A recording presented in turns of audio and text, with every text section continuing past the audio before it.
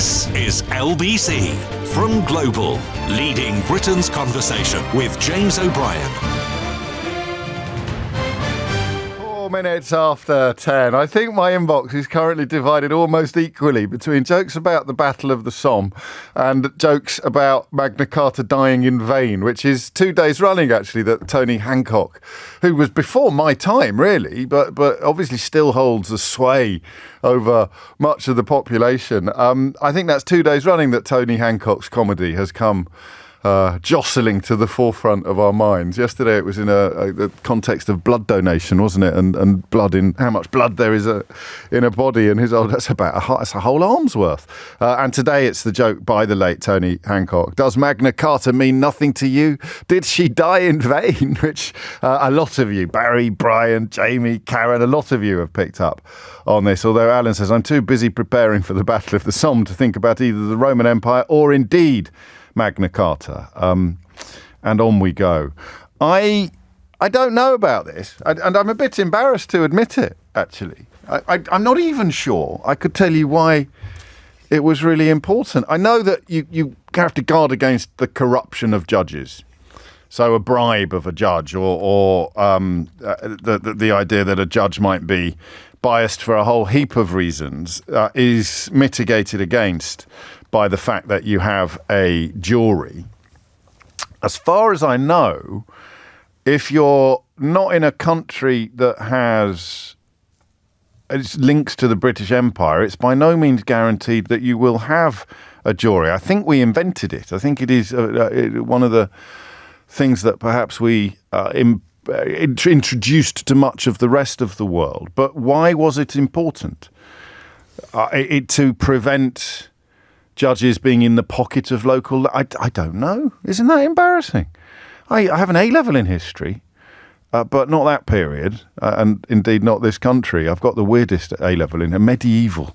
I've got an A-level in medieval history, but in places like Byzantium, not this country. So it was in medieval times in this country that I think juries were introduced. And you think of Magna Carta, don't you? Or I do. Did she die in vain? I think of Magna Carta as being one of a jury being one of the things that Magna Carta introduced. I couldn't even put money on that, to be honest with you. I couldn't even be certain of that. Why? So let's do this. Let's have a bit of a Friday phone-in, shall we? It's inspired by the news. I should make that clear from the start. There are suggestions that juries could be dropped in some trials to ease the long court backlog, and this may even include serious criminal cases. So a suspect could be denied a jury trial. This is something that ministers have started looking at. So Brian Leveson, the former head of criminal justice, is leading a review into the crisis in our Crown courts, and one of the early suggestions of ways to deal with the backlog of about 73,000 cases, would you believe, is to possibly dispense with jury service. And what did you feel when you heard that headline or read that headline? What was your initial reaction? Your initial reaction, I think, is quite severe, right? You're like, what? You can't do that. And then, as you know, on this programme, I'm always quite keen to examine the strength of the reaction quite critically. Just because you're having a strong reaction to something doesn't mean you should. A couple of questions about why the right wing is so obsessed with train drivers. I think it falls into a similar space. It's very easy to get people riled up about train drivers, which suits the owning class and their client journalists, because it gives them an opportunity to persuade ordinary working people that trades unions and strength in negotiations for ordinary workers are somehow a bad thing. So train drivers are a wonderful weapon with which the owning classes, the super rich and their client media, can attack the working man and woman in a way that the working man and woman won't notice. So I kind of get that. But the strength of the reaction to jury service, why would it be such a bad thing not to do it? Does it go back to Ethelred the Unready? Ethelred the Unready? Someone is suggesting. I don't know. It doesn't really matter. But this is how Mystery Hour started, you know. I just sat here one day about 15 years ago and started trying to work out why gold was valuable. It must have had something to do with something in the news. Why is gold valuable? Don't ring in on that. But why are juries important? And do your answers to that question apply in the 21st century in the way that presumably they would have done when trials by jury were first introduced? So we'll do that. We'll do the intellectual inquiry. I don't think it's a stupid question, but of course I always run the risk that it might be. That is why you tune in every morning, waiting for the day that I ask a truly stupid question. Could be today. Why is trial by jury so important?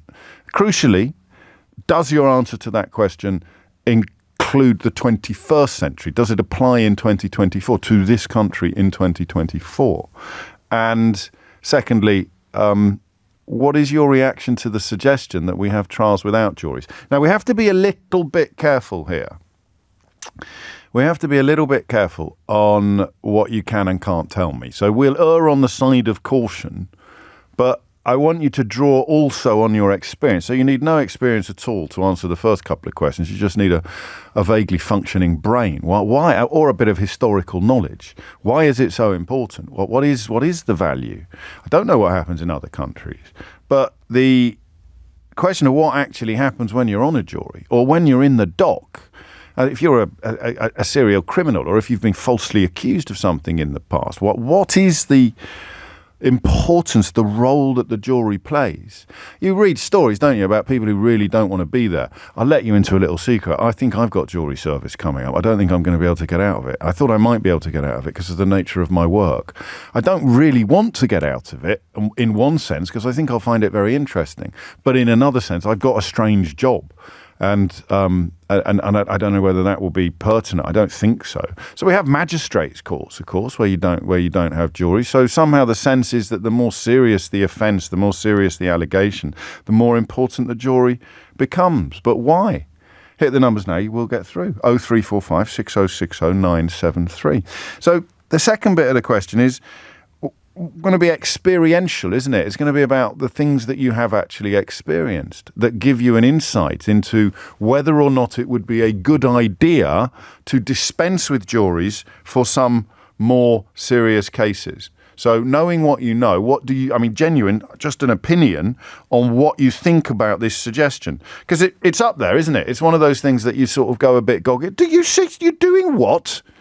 But when you stop and think about it, I don't know whether this is a really big deal or not. I don't know whether it's a really stupid idea. I don't know whether it is a grave affront to our rights and traditions. The more I think about it, the more I wonder why. Why juries are pertinent in the 21st century at all. It's not as if a judge is going to be in the pocket of the local baron or the local landowner. And even if he is, then he's still in charge or she's still in charge of sentencing. So I want to know, maybe the whole jury system is a little bit out of date, a little bit anachronistic, a little bit unfit for purpose. It could happen, couldn't it?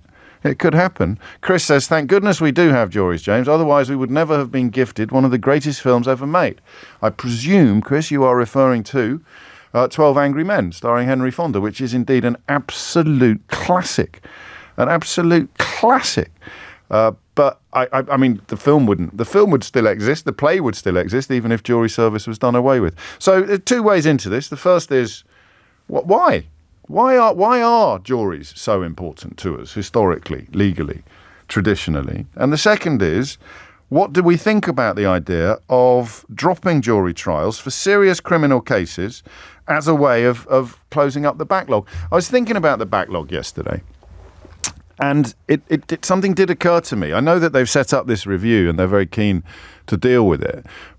And I don't think I've heard anybody else point this out. And when I think I've stumbled into an idea that is interesting and I've not heard anyone else point out, I'm always torn between thinking that, yeah, you must be missing something here, otherwise someone else would have pointed it out, or thinking, oh, this could be a real penny drop moment. This backlog can only add to the strain on prisons. So you've got two problems here, and solving one is going to make the other one bigger, I think. This isn't pertinent to the phone-in necessarily. I just thought I'd share it with you while it was fresh in my mind. You clear up this court backlog, you run through more cases, you get more convictions, you have more sentences handed down, and yet the crisis in the prisons is clearly not close to being fixed. We've had warnings this week that even when they've provided 12,000 new places, there's still going to be a very real risk of reaching full capacity. So by solving the backlogs in the courts, you're going to add to the problems in the prisons, it occurred to me.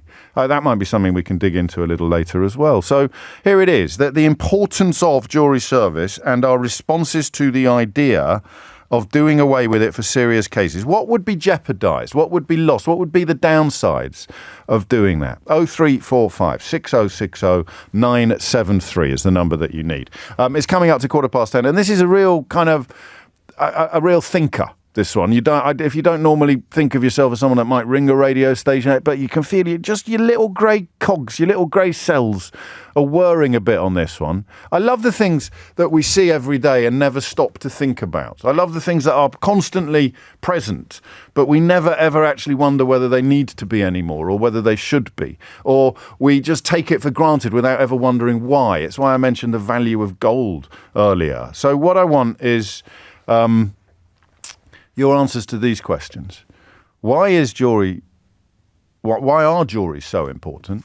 Are they still important now? And what do we think about the idea? How dangerous might it be?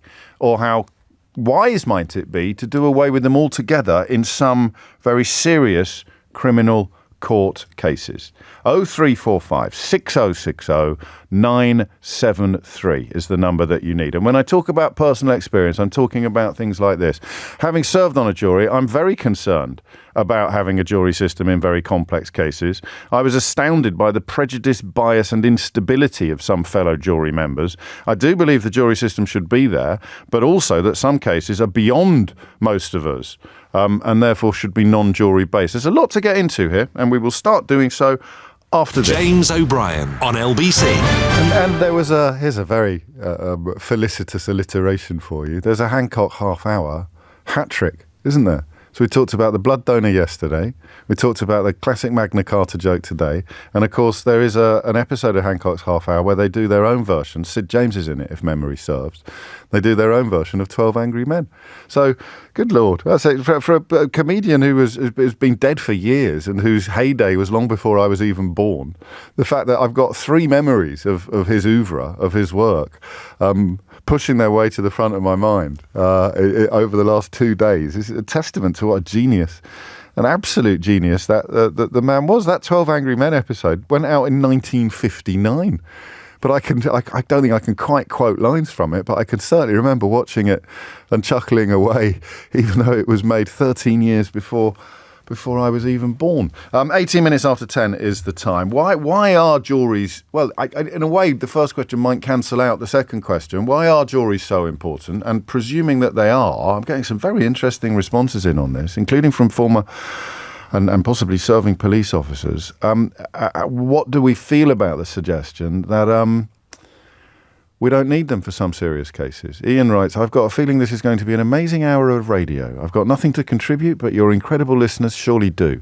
No pressure, incredible listeners. Simon's in Surrey. Simon, what would you like to say?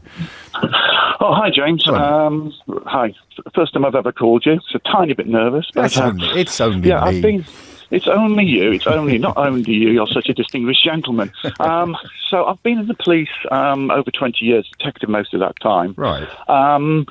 The juries, I've been in court that many times. I really would have a system where you have 3 judges, and that would be the check and balance. That you would actually have 3 judges, obviously. So you're not here to tell me why you think juries are important. You're literally here to respond quite strongly to the suggestion that we don't need them for a lot of big cases. Absolutely. Why? I would get with them completely. There's a couple of things. I mean, one of the units I've dealt with many different units, but one was, which I think illustrates my point best, is a collision investigation unit, where I was investigating serious, fatal collisions, basically. And I've known cases to go, in my view, the jury went the opposite way to what I was thinking. Okay. In one of my cases, I don't want to say too much about it, just in case one of your listeners is the family. But one of the cases, the defendant actually admitted the offence in the box. Right, by accident. Not by accident. He was Okay. the barrister was saying, yes, but we know you were doing this speed. We know you did this. Yeah. We know you did X, Y, and Z. And he said one of the things he said was, and why did you turned your attention off the road for this particular second, and you turned round? And he said, I was turning round to apologise to the guy I just cut up, sort of thing. Right. And he turned to me and he said, he's just admitted the offence. Yeah. And I was waiting there when the jury came back, and I thought, this is going to go our way. This is an open and shut case. There's a reason why that's a figure of speech. Absolutely open and shut, and it wasn't.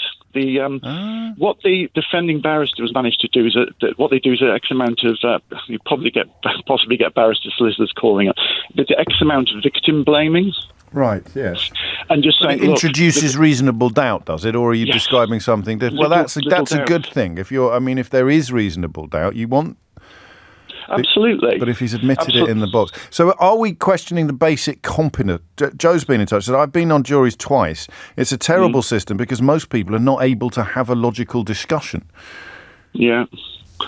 I've never been on a jury, so I can't comment as to what they do say in the room, but I just sometimes... on another trial... You can't understand how the defendant can cough to the crime in the actual witness box, and yet the jury can come back and say not guilty. What I think was, his barrister said was that, yes, he was speeding, and yes, he did this, but it wasn't as if he was driving away from police in a high-speed chase.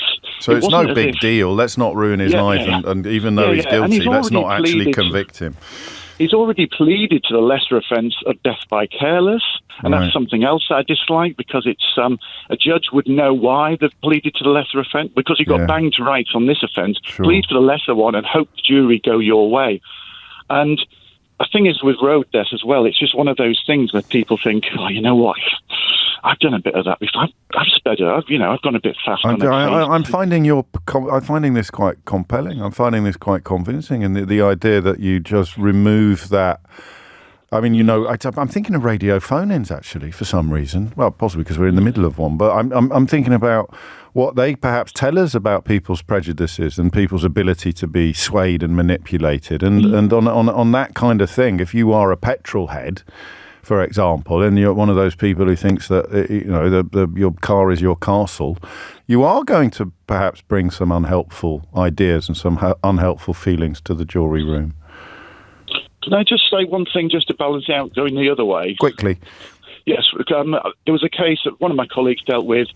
The guy who got charged with death by dangerous was in. It was about 17, 18, and he was in one of these sort of boy racer cars. Yeah. And she said, in my view, it wasn't quite that. But the jury looked at the picture of the car, looked at the person, and decided he was guilty just by the appearance. Oh, so that cuts the okay. I hear you. Thank you for that. You're not the only police officer to hold these views. Here's one. I spent almost 14 years in the Met. I think disbanding jury service in some cases would not be a bad thing. If you have a case where there are huge amounts of evidence, CCTV, forensics, independent witness statements, even an admission in interview, etc., and then it gets to court and the defendant plays the game and goes not guilty, as they know they are likely to, let me get this absolutely right, as they know they are likely to receive a custodial sentence that will then be adjourned and it will be pushed back, which of course adds to the backlog of cases. If a judge could look at the case file and say, no, I don't think so, there's a huge amount of evidence here, you're playing games, not having a jury for cases like that would not be a bad thing. You're taking away my right to trial by a jury, the presumption of innocence until guilty. It's an odd thing, isn't it? Because as Laura points out, if you've got so much evidence there that the idea of a presumption of innocence is a little bit ridiculous, you still have to have it. I'm thinking of that classic Joni Mitchell lyric for about the millionth time this year. You don't know what you've got till it's gone. From Simon to Steve in Belvedere. Steve, what would you like to say? Oh, hello. Hello. I'm very glad you brought me off and then outside in the rain to get a signal. Thank you. I appreciate your sacrifice. I think we're mixing two things up here. One is the crisis in the justice system in the round, never mind just courts and prisons. And let's not throw the baby out with the bathwater. The point of a jury is to keep the power in the hands of the people, not in the hands of the Lord or Master. If we start tinkering with it now, You could imagine sort of 5-10 years from now, you might have a reform government saying, hey, let's not have juries for non-UK citizens. Oh, I see what you mean. If we look back to those famous You mean cases, a hierarchy of rights. If you chip away at any of them, then it opens... At the moment, a jury can say to the government, which effectively the state brings prosecution, and the jury can say, we don't care. We don't care if he's guilty. We don't like this law. We don't like this charge. We don't like the way you're treating this person. We're throwing the case out, and the judge can do nothing about it. And a government minister can get as angry as he likes. Don't care. It's down to the jury. It's down to me. It's down to you and 10 other people. That famous BAE Systems case when they were exporting weapon systems to, was it Indonesia, who were committing war crimes with them. Yeah. It was in the newspapers 15 years ago. Yeah. 5 or 6 protesters broke in and symbolically damaged a Hawk aircraft, I think it was. Right. And it was very clearly trespass. It was very clearly criminal damage. But the jury went, well, no, we shouldn't be selling these things to that country. So, so there's a democratic service there, a purpose that is it's very in valuable. charge. Us or the government. And at the moment, because I was going to push back when you said Lord and Master. I was going to suggest that was an anachronistic worldview. But of course, if we've learned anything in the last few years, it's that societies can go backwards as well as forwards. Well, we've only been democratic for like a bit under a century. Yes. It's an experiment, and I think it's succeeding mostly. So you're turning it round in a way, because I was quite persuaded by the people pointing out, and I apologise in advance for the rudeness, but for the ease of expression, people pointing out how stupid the juries might be. You're reminding us that the really stupid people could actually end up in charge. Exactly. And even stupid, vicious, nasty, malevolent people. Yes. And oh Lord, and yet this backlog is enormous, and therefore you can see. I like your thinking as well on that. If we didn't vote Tory, we wouldn't have failing public services, would we? If we hadn't had 14 years of Tory rule, then we wouldn't have. Yeah. Speaking as a magistrate, yes, we've got a backlog, but it's not my fault. Okay, so that's interesting, because as a magistrate, you are Lord and Master in some cases. Yes, but nearly every case, they've got the option to go in front of a jury if they choose. And that is... There's very few cases where it isn't, and that's just, fundamentally parking offences, things like that. And that's a fundamental right. Yeah, you can just say, no, I don't want magistrates, I want a jury. Why would someone do that, in your view?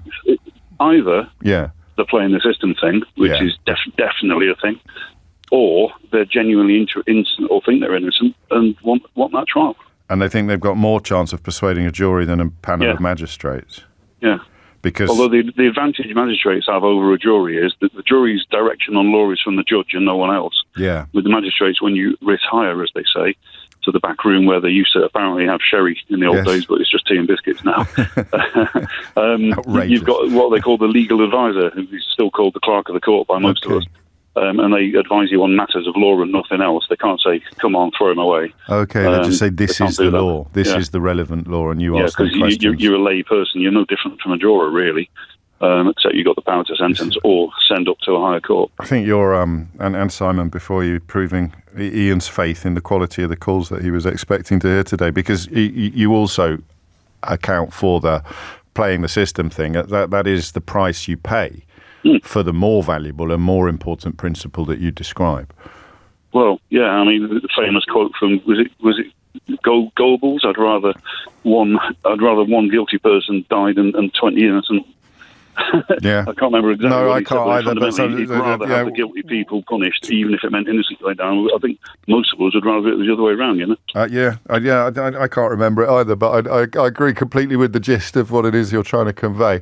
I don't know if I agree with you completely about jury service. It's interesting, isn't it? A police officer opposed to it, a magistrate who literally sits in a court with no jury. So the magistrate is opposed to the idea of getting rid of the juries, and yet the police officer is in favour. 2 police officers so far. Don't speak for the whole force or everyone in blue, but there's room for more. 0345 60973. So you've got this inkling or an instinctive sense of what Steve was describing as being valuable. But how can we articulate it better?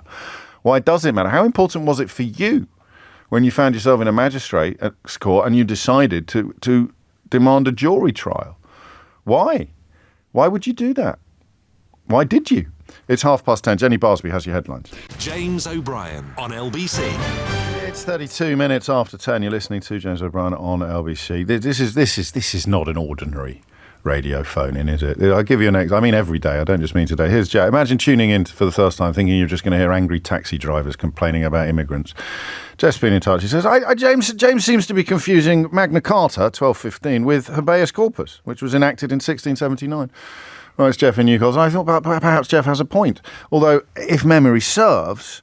it's clause 39, isn't it, Jeff, of Magna Carta that explains no free man could be imprisoned, quotes, except by the lawful judgment of his peers, i.e. social equals, or by the law of the land. And I think that the received wisdom is that evolved into the principle of trial by jury, which you're quite right, was enshrined or confirmed in the Habeas Corpus Act of 1679.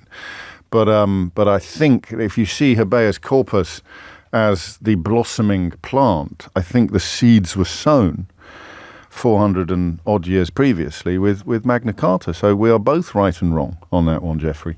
Dave's in Liverpool. Dave, what made you pick up the phone? Hi, James. Nice to speak to you again. Likewise. I did jury service around 2011, 2012.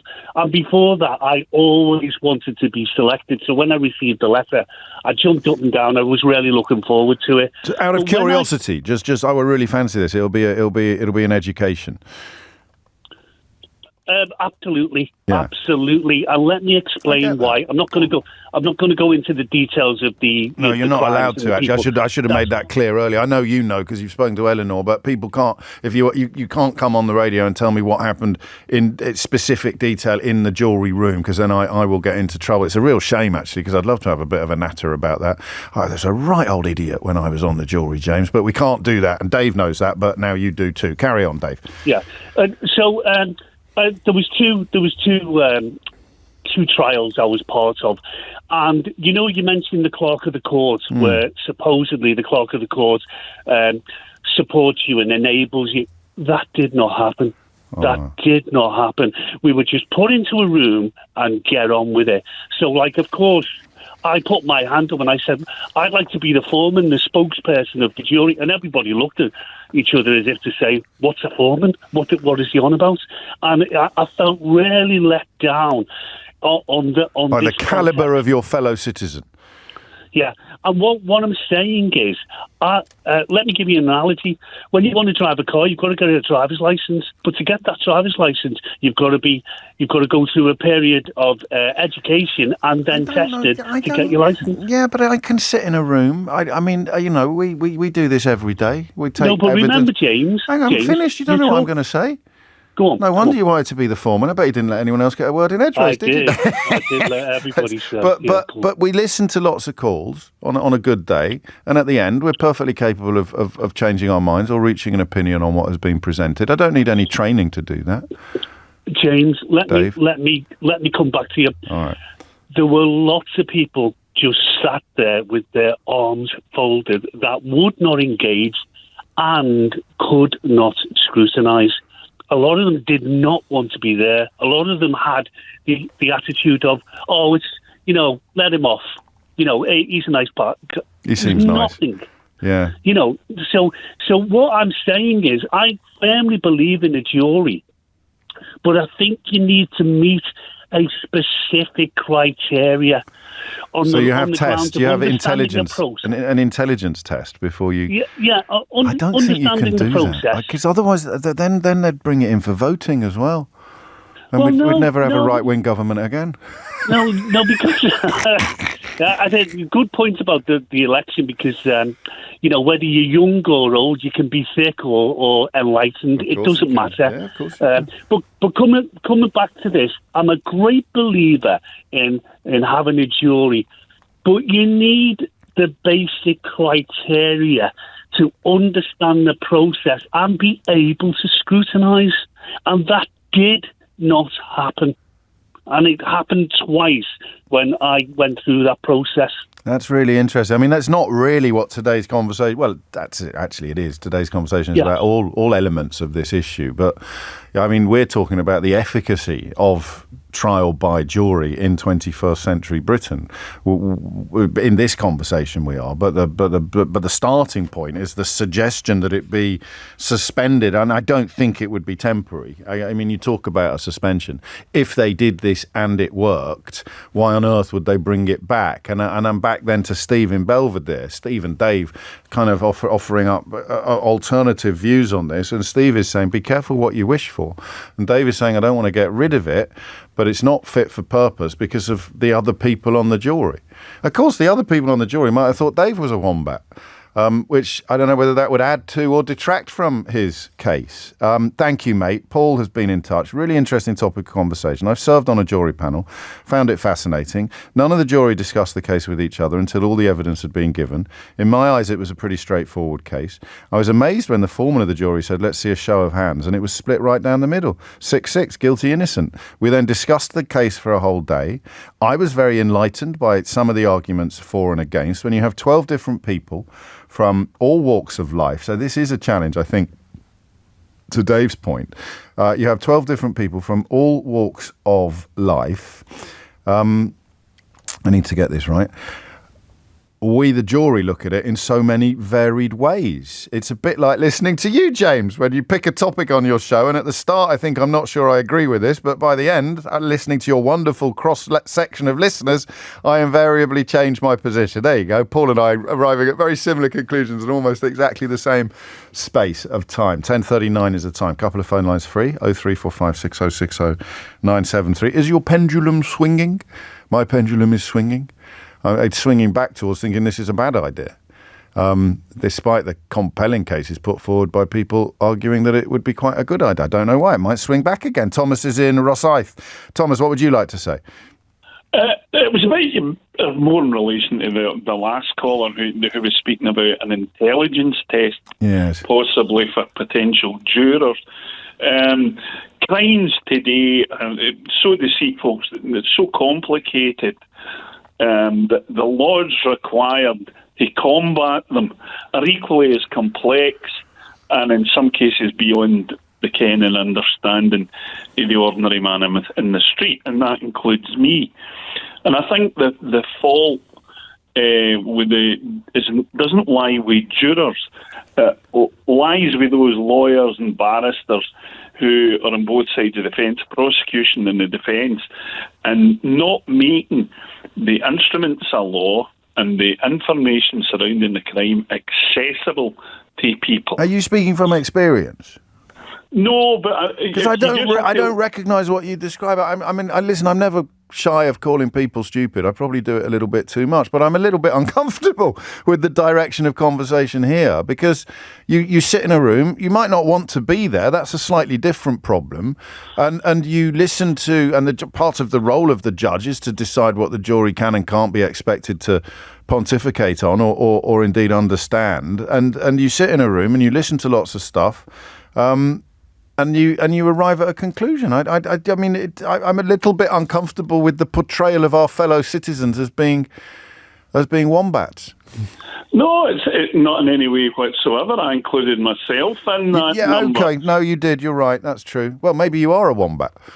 Well, no, I don't think so. I'm a double graduate. but no wombats think. None of the wombats know that they're wombats, do they, Thomas? No, but what you've got is you look at the intricacies, especially a big financial cases. Yeah.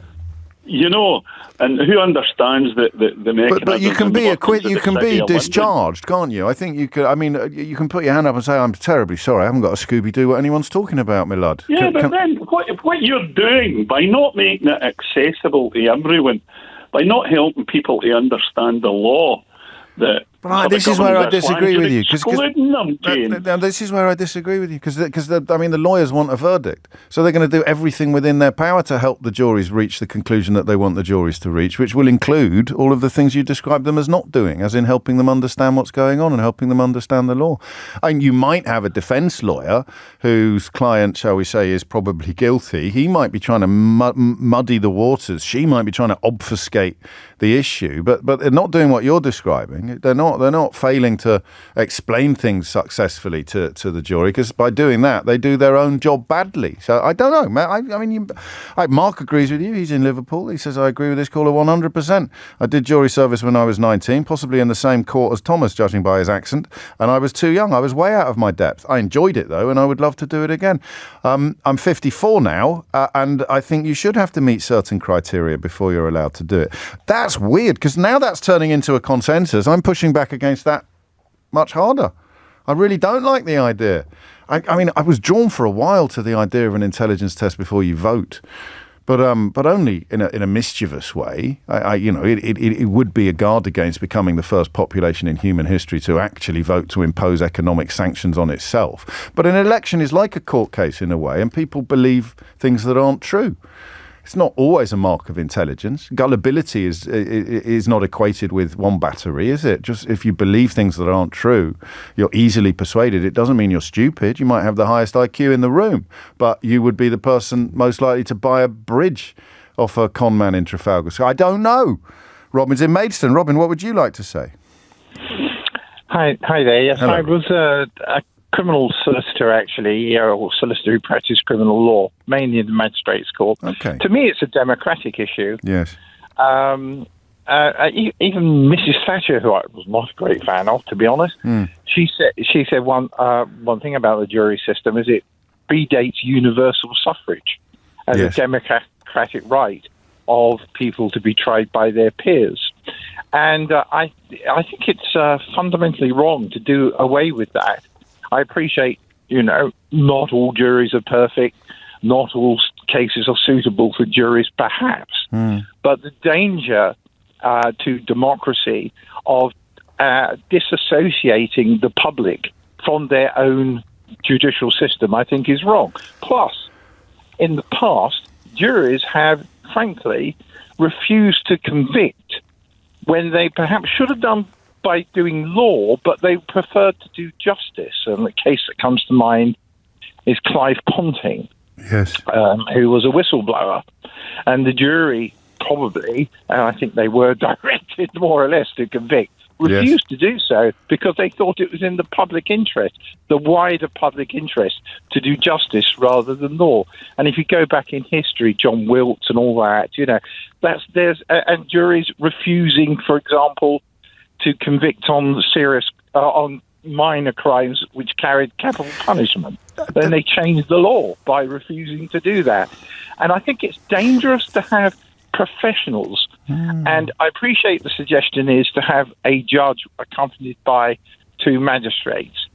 The reality is the magistrates, who are not trained lawyers, would defer to the judge, and he would carry far greater weight in that tribunal. So I think it's very dangerous, and although the system isn't perfect, as you say, you should be careful what you wish for. Yeah, and you don't know what you've got to do. It's gone. Can I just say something from a lawyer's point of view as well? You often get this, one of the kind of sort of ghastly questions you get if you're a social worker: how can you represent people you know are guilty? Well, the answer is you don't. Whatever your suspicions are, and I've done trials, particularly in magistrates' court, where I've thought to myself, well, blow me, he was innocent after all. Knock me down with a feather because the evidence has gone against the Crown. Right. And I remember a case where a witness confessed he was making the story up in the middle of my cross-examination. You can't put your own view in front of, before, I should say, the decision of the court. It's up to the court to decide. It's not up to lawyers to decide.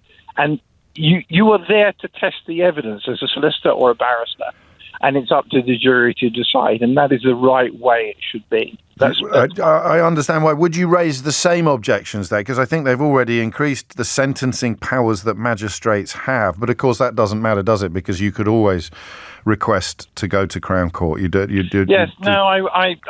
have the same moral objection to that. No, you wouldn't. Because you can argue that you should have a lesser sentence, not necessarily the maximum. And to be honest, I've got nothing against magistrates, most of which I mean, I have to say I might be in a minority in the profession about that, who are a bit disparaging about it. But I have a kind of soft spot for magistrates. They do their public duty, and most of them will listen to reason. I mean, there are exceptions. So I've got nothing against them. It's the principle, really, of I wouldn't want magistrates-only trials as the de facto mode of trial. No, I hear you. I don't understand why. You must have ordinary people having involvement in the judicial system in a judicial way, as opposed to a witness or being a suspect. Yes, of course, or a victim or the accused. Yeah, that's right. Briefly, right. Hang on. I just want people relate to it more. Yeah, no. Well, it does make you feel that you have a stake in it. It is part of society, as opposed to some sort of alien or adjunct institution that has nothing to do with you. You feel like you've got a stake in society. And can I just make one last quick point? Yeah, of course you can. That the answer to the problems that we have are not to change fundamentally our way of doing justice. Yeah. But actually to improve the way we do justice by investment in legal aid, investment in the courts, investment in the probation service. I appreciate there are a lot of competing interests vying for money, especially at the moment. But you have to make a choice as a society. Do you want a proper functioning democratic judicial system or not? And if that means you have to pay for it. dealing with the backlog for longer, then so be it. Because what we would lose in as a consequence of doing this would be too precious and too valuable. Beautifully put. Thank you, Robin. It's coming up to 10:50. It's or in old money, it's 10:49. James O'Brien on LBC. 10:52 is the time. It's a shame I can't read out some of these messages because they are going into too much detail. But Win, if you're still listening, your story is an absolute humdinger. Spike is not taking things terribly seriously. He says, bring back trial by ordeal. The trial by ordeal was really bonkers, wasn't it? Trial by combat is bonkers, obviously, because just because you're good at fighting doesn't mean you're going to be innocent. But that was roughly what trial by combat was. Trial by ordeal was like, can you walk across a room holding a red-hot poker? And if you get to the other side without dropping it, then you'll be innocent. I may have made up that example, but that's what it meant. I did study that stuff, but long before GCSE or A-level. That must have been a prep school. That's how you make history interesting, isn't it? For young people. Make it gore. That's what the whole horrible histories thing is contingent upon. But we're not talking about that today. We're talking about jury service. And there's a curious tension now between the contention that jury service is not fit for purpose because of humans, because of jurors. The idea that it is, but that would have always been true. That would have been as true in 1215 as it is now. Educationally speaking, it would have been truer in 1215 than it is now. You don't need an education, and you don't need an intelligence. And people will bring prejudices into the jury room. But this was something that Robin made me realise, is that cuts both ways. So in the case of a whistleblower who has technically broken the law, a jury can acquit them because they feel that they shouldn't go to jail. That's why you have 12 people on a jury, so that you have a multiplicity, a plurality of opinion, a plurality of understanding, and even a plurality of prejudice. And they don't cancel each other out necessarily, but they kind of feed off each other and propel towards a conclusion, propel towards a verdict. So I wondered whether this would happen. I am now closer at 10:54 to the idea that this is a really ridiculous and dangerous proposal than I was at 10 o'clock when I was thinking, yeah, it sounds like a big deal when you see it in a headline, but is it? Is it really? I think perhaps it is. Diane's in Dover. Diane, what would you like to say? Oh, hi, James. Hello. Hi. Thanks very much. It's quite a passionate thing that I want to talk about. Good. I remember last year, I think it was, I watched a program about a mock jury, and it was based on true evidence of a murder trial. I found the whole thing very, very interesting. Yeah. And what they did, they documented everything and photographed and filmed everything that the jury were saying and discussing. Anyway, it was very interesting to hear the cross-section of people and their views. And the outcome of that was the jury found them not guilty. Right. But what the jury didn't know is that they did another programme with another jury with the exact same mock-up, with the exact same murder trial and everything, all the evidence, and then that jury found them guilty. Now, what I want to stress to you now is that some of those jurors were very anti-police. They hated police. Doesn't matter what evidence that they were going to give. They hated police, and they were going to be on the side of the victim, of the perpetrator. Yes. Now, after that programme was aired, there was then a documentary, an interview with a very senior judge in Denmark, and the way they organised their jurors in Denmark is they're all professional. Really? Yeah, they're all professional. You're a full-time juror? Yes, and this is how they work it. This is how they work it in Denmark. And I, for one, think that that's a really good idea. And I'll tell you why I think this is a good idea. Briefly, if you would. My husband has a law degree. Yes. He then went on to be an accountant, funny enough. But he was asked some years back to attend a court, Crown Court. He did not want to go, James, I can tell you. He did not want to go. I'm sure. And he tried his best to get out of it. In the end, the judge called him to his chambers in London and said, you're going to be in contempt of court. You will come to this court. You will be in the jury. And what you're getting is 12 people who don't necessarily want to be there. No, and they want to get it over and done with as quickly as possible. So it's suboptimal, I grant you that. But the Danish model isn't really on the table. If you were forced to decide now whether more cases were decided by judges as opposed to juries, would you be in favour for it or against?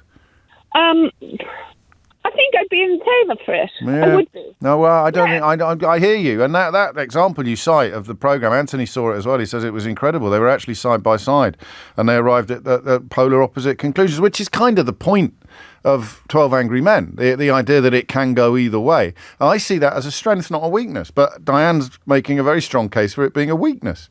It's funny, isn't it? That's the more I think about it, or rather the more I listen to you, the more I see it as a human thing. It's something beyond, because otherwise you get it done by AI. You could have robots, and we probably will one day, it'll all go a bit Judge Dredd, won't it? But that takes away, what does Portia mean in The Merchant of Venice when she says the quality of mercy is not strained? I don't know what she means by that. Strained, I think, is the old-fashioned way of saying constrained. The quality of mercy is not strained. I think it speaks to the way that it shouldn't be forced. The quality of mercy should be given freely. The quality of mercy is not strained. And you wouldn't get that from a robot. The quality of mercy. That's what Robin made me think of when he reminded us of Clive Pontin, who I think was a whistleblower regarding the Belgrano, but I may have got that wrong. Katie's in Hackney. Katie, what would you like to say?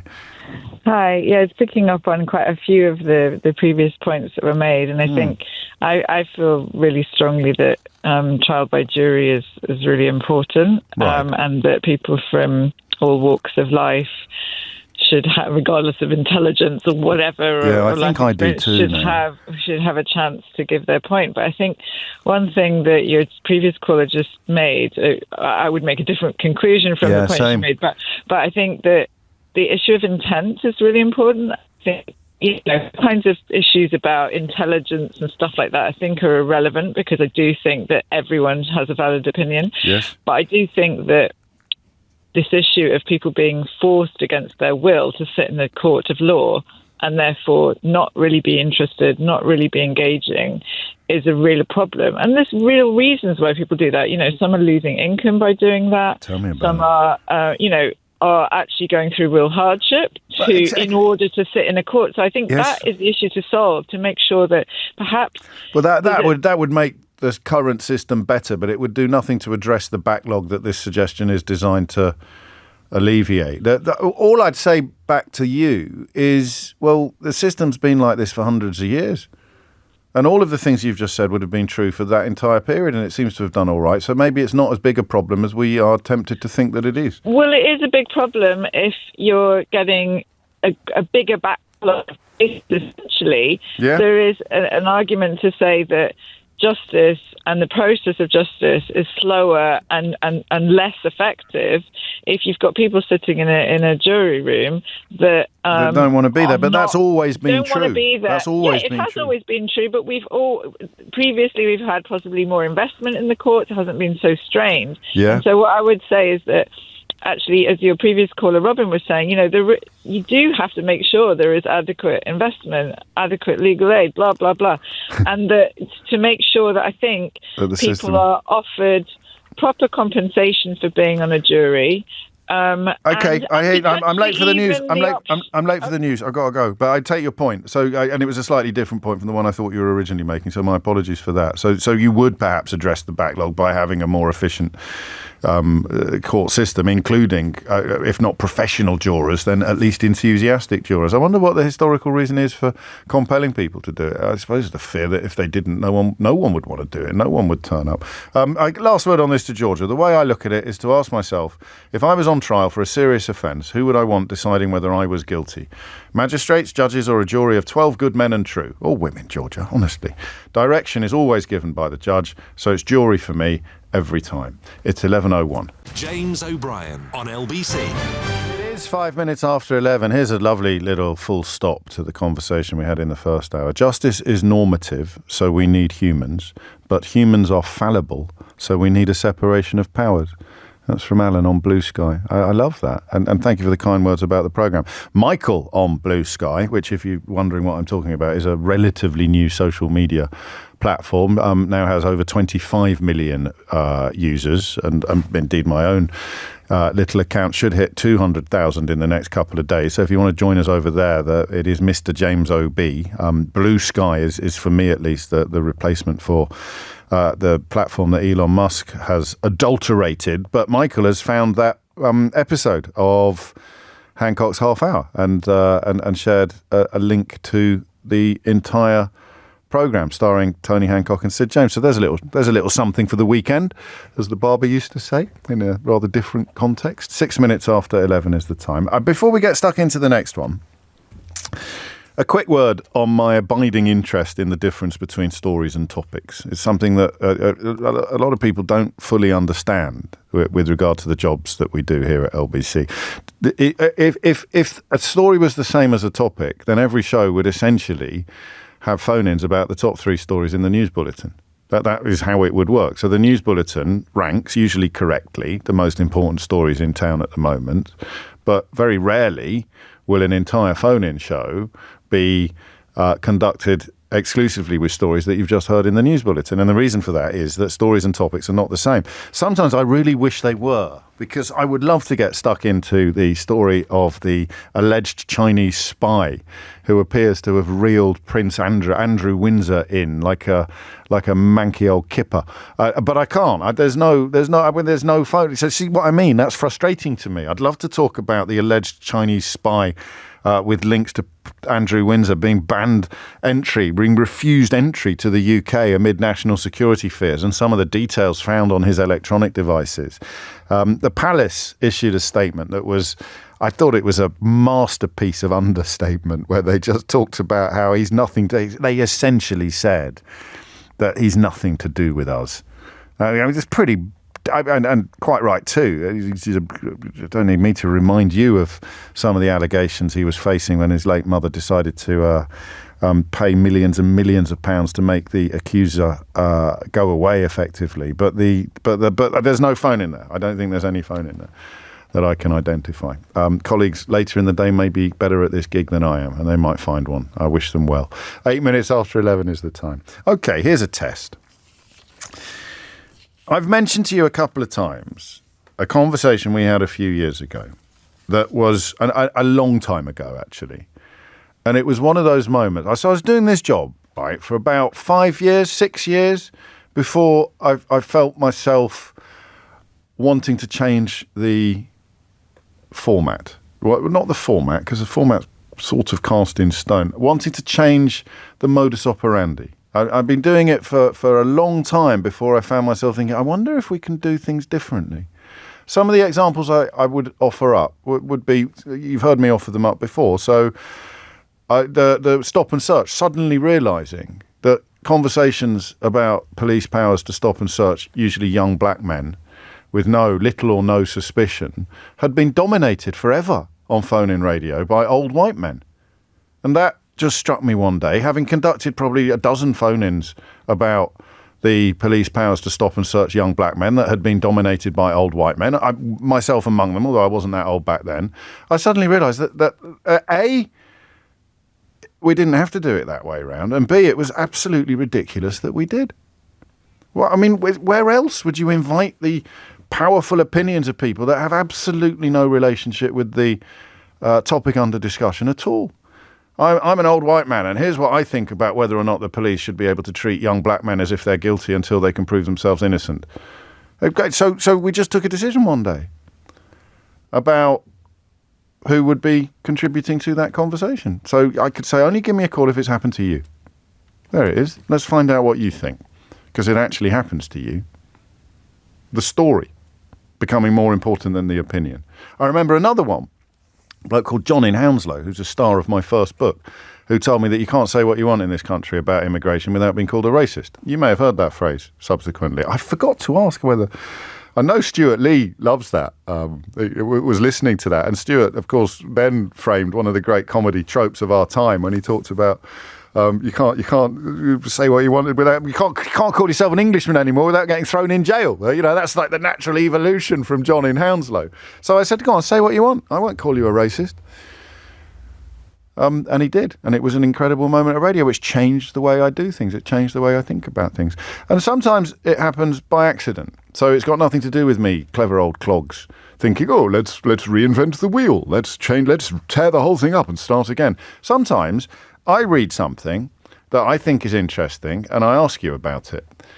And you tell me. And I realise 10 minutes into the conversation that none of us knew anything about this before. And suddenly we know a lot more. It's not a penny drop moment. It's a sense of a smallish portion of the population living with something that the rest of us know nothing about. So earlier this week, we did a conversation about ADHD and neurodiversity. And instead of saying, give me a ring and tell me how tough it is with your kids, which is an interesting conversation that's been had on a million occasions, instead you say, you got diagnosed really late in life. And suddenly an awful lot of stuff in your past, an awful lot of stuff in your past that was not particularly pleasant, it suddenly all made sense. And the conversation's completely different for two reasons. Number one, you've not heard that much before from that side of the conversation. And number two, it's transformative. So you're hearing about a personal transformation. Now, the first time this happened on this programme was with the subject that we're going to talk about next. And I don't know that we've talked about it since. And two things happened. The first was that the rest of us had an education. But the much more important thing that happened was that people dealing with something that has been either completely misunderstood, ignored, or simply not known suddenly felt seen. And it was a conversation about dyscalculia. I can't even remember why it came up, but it had never come up before. I think we even checked the records, or we asked, I think I even asked you, have you ever heard of this condition before? Remember earlier in the week when we were talking about ADHD and neurodivergence, and we pointed out that when some of us were young, even dyslexia was treated with suspicion and skepticism. So the kind of clown who says, oh, we just called it naughty in my day, I don't know why we have to have a name for everything these days, would have said the same thing about dyslexia back in the day. And left-handed people were bullied and coerced and conditioned into if you like, suppressing their natural condition. So there's nothing new under the sun. But the idea that dyslexia in my lifetime was not really recognised, stroke believed, stroke appreciated, feeds perfectly into the conversation that is being had today as a consequence of the U2 drummer Larry Mullen Jr. revealing that he has dyscalculia. There will be people listening to this programme who have dyscalculia and have never heard that word before. I promise you there will. And that's mad when you think about it, because it is a form of dyslexia which applies to numbers. People who cannot count. Larry Mullen Jr. revealing that he just can't do it. He can't add numbers together because he suffers from dyscalculia. Imagine what that would be like. You know, knowing, and you'd be frightened of putting your hand up in class. You'd muddle through. Not just bad at maths, and we've got a terrible habit in this country, and I've been guilty of this myself over the years, of thinking there's something cool about not being good at maths. But dyscalculia is much more than that. It means that you see numbers like dyslexic people see words and letters, in a way that you and I might sit here as non-dyslexics and not quite understand how you can't spell something as simple as that. Literally that, T-H-A-T. But dyscalculia would do the same thing with numbers. So a learning disability that affects numeracy. And that's why, if you've ever wondered, I wonder what my excuse is for always looking so pained. You know, on my clips, when you see my face in it, I always look really pained. I always got, like Adrian Charles wrote about this, your sort of resting git face.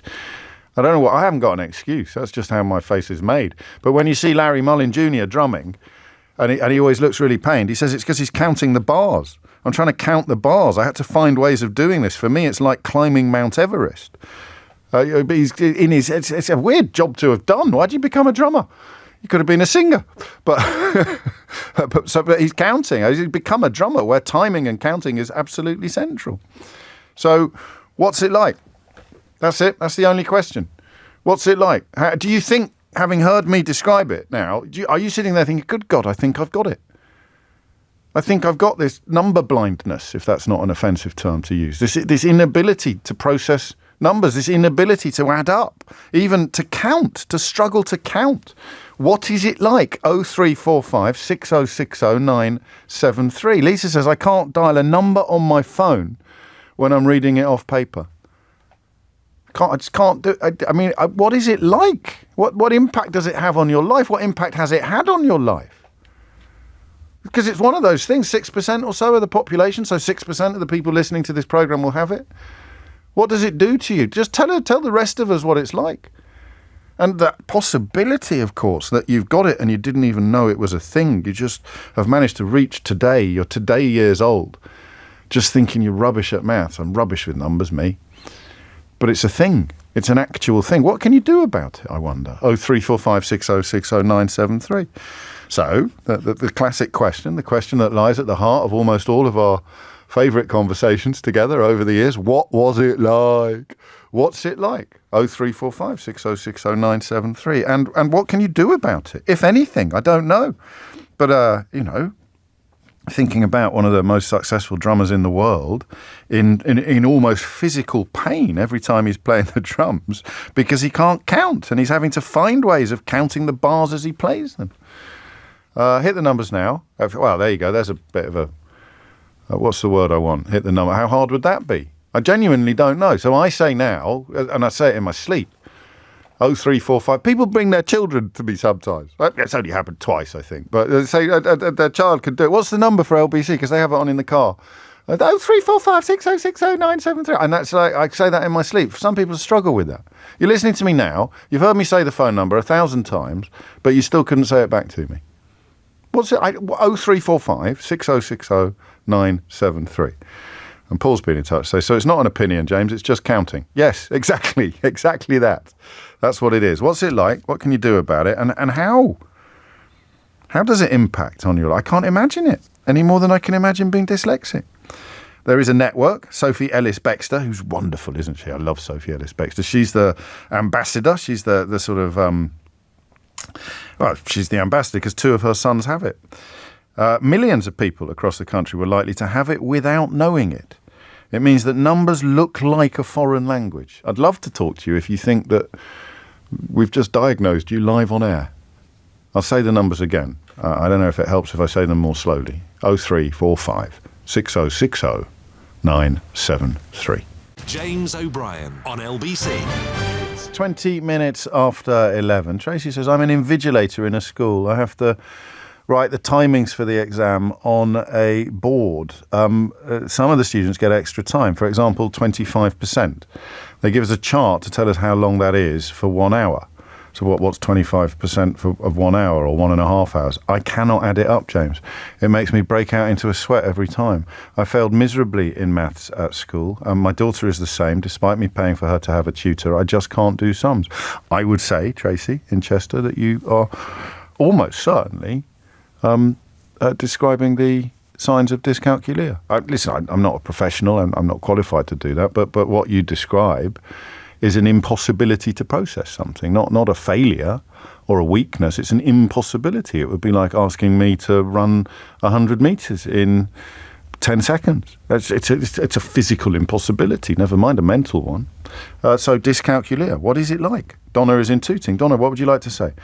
Hello, James. Hello. I discovered I had dyscalculia when I was 30.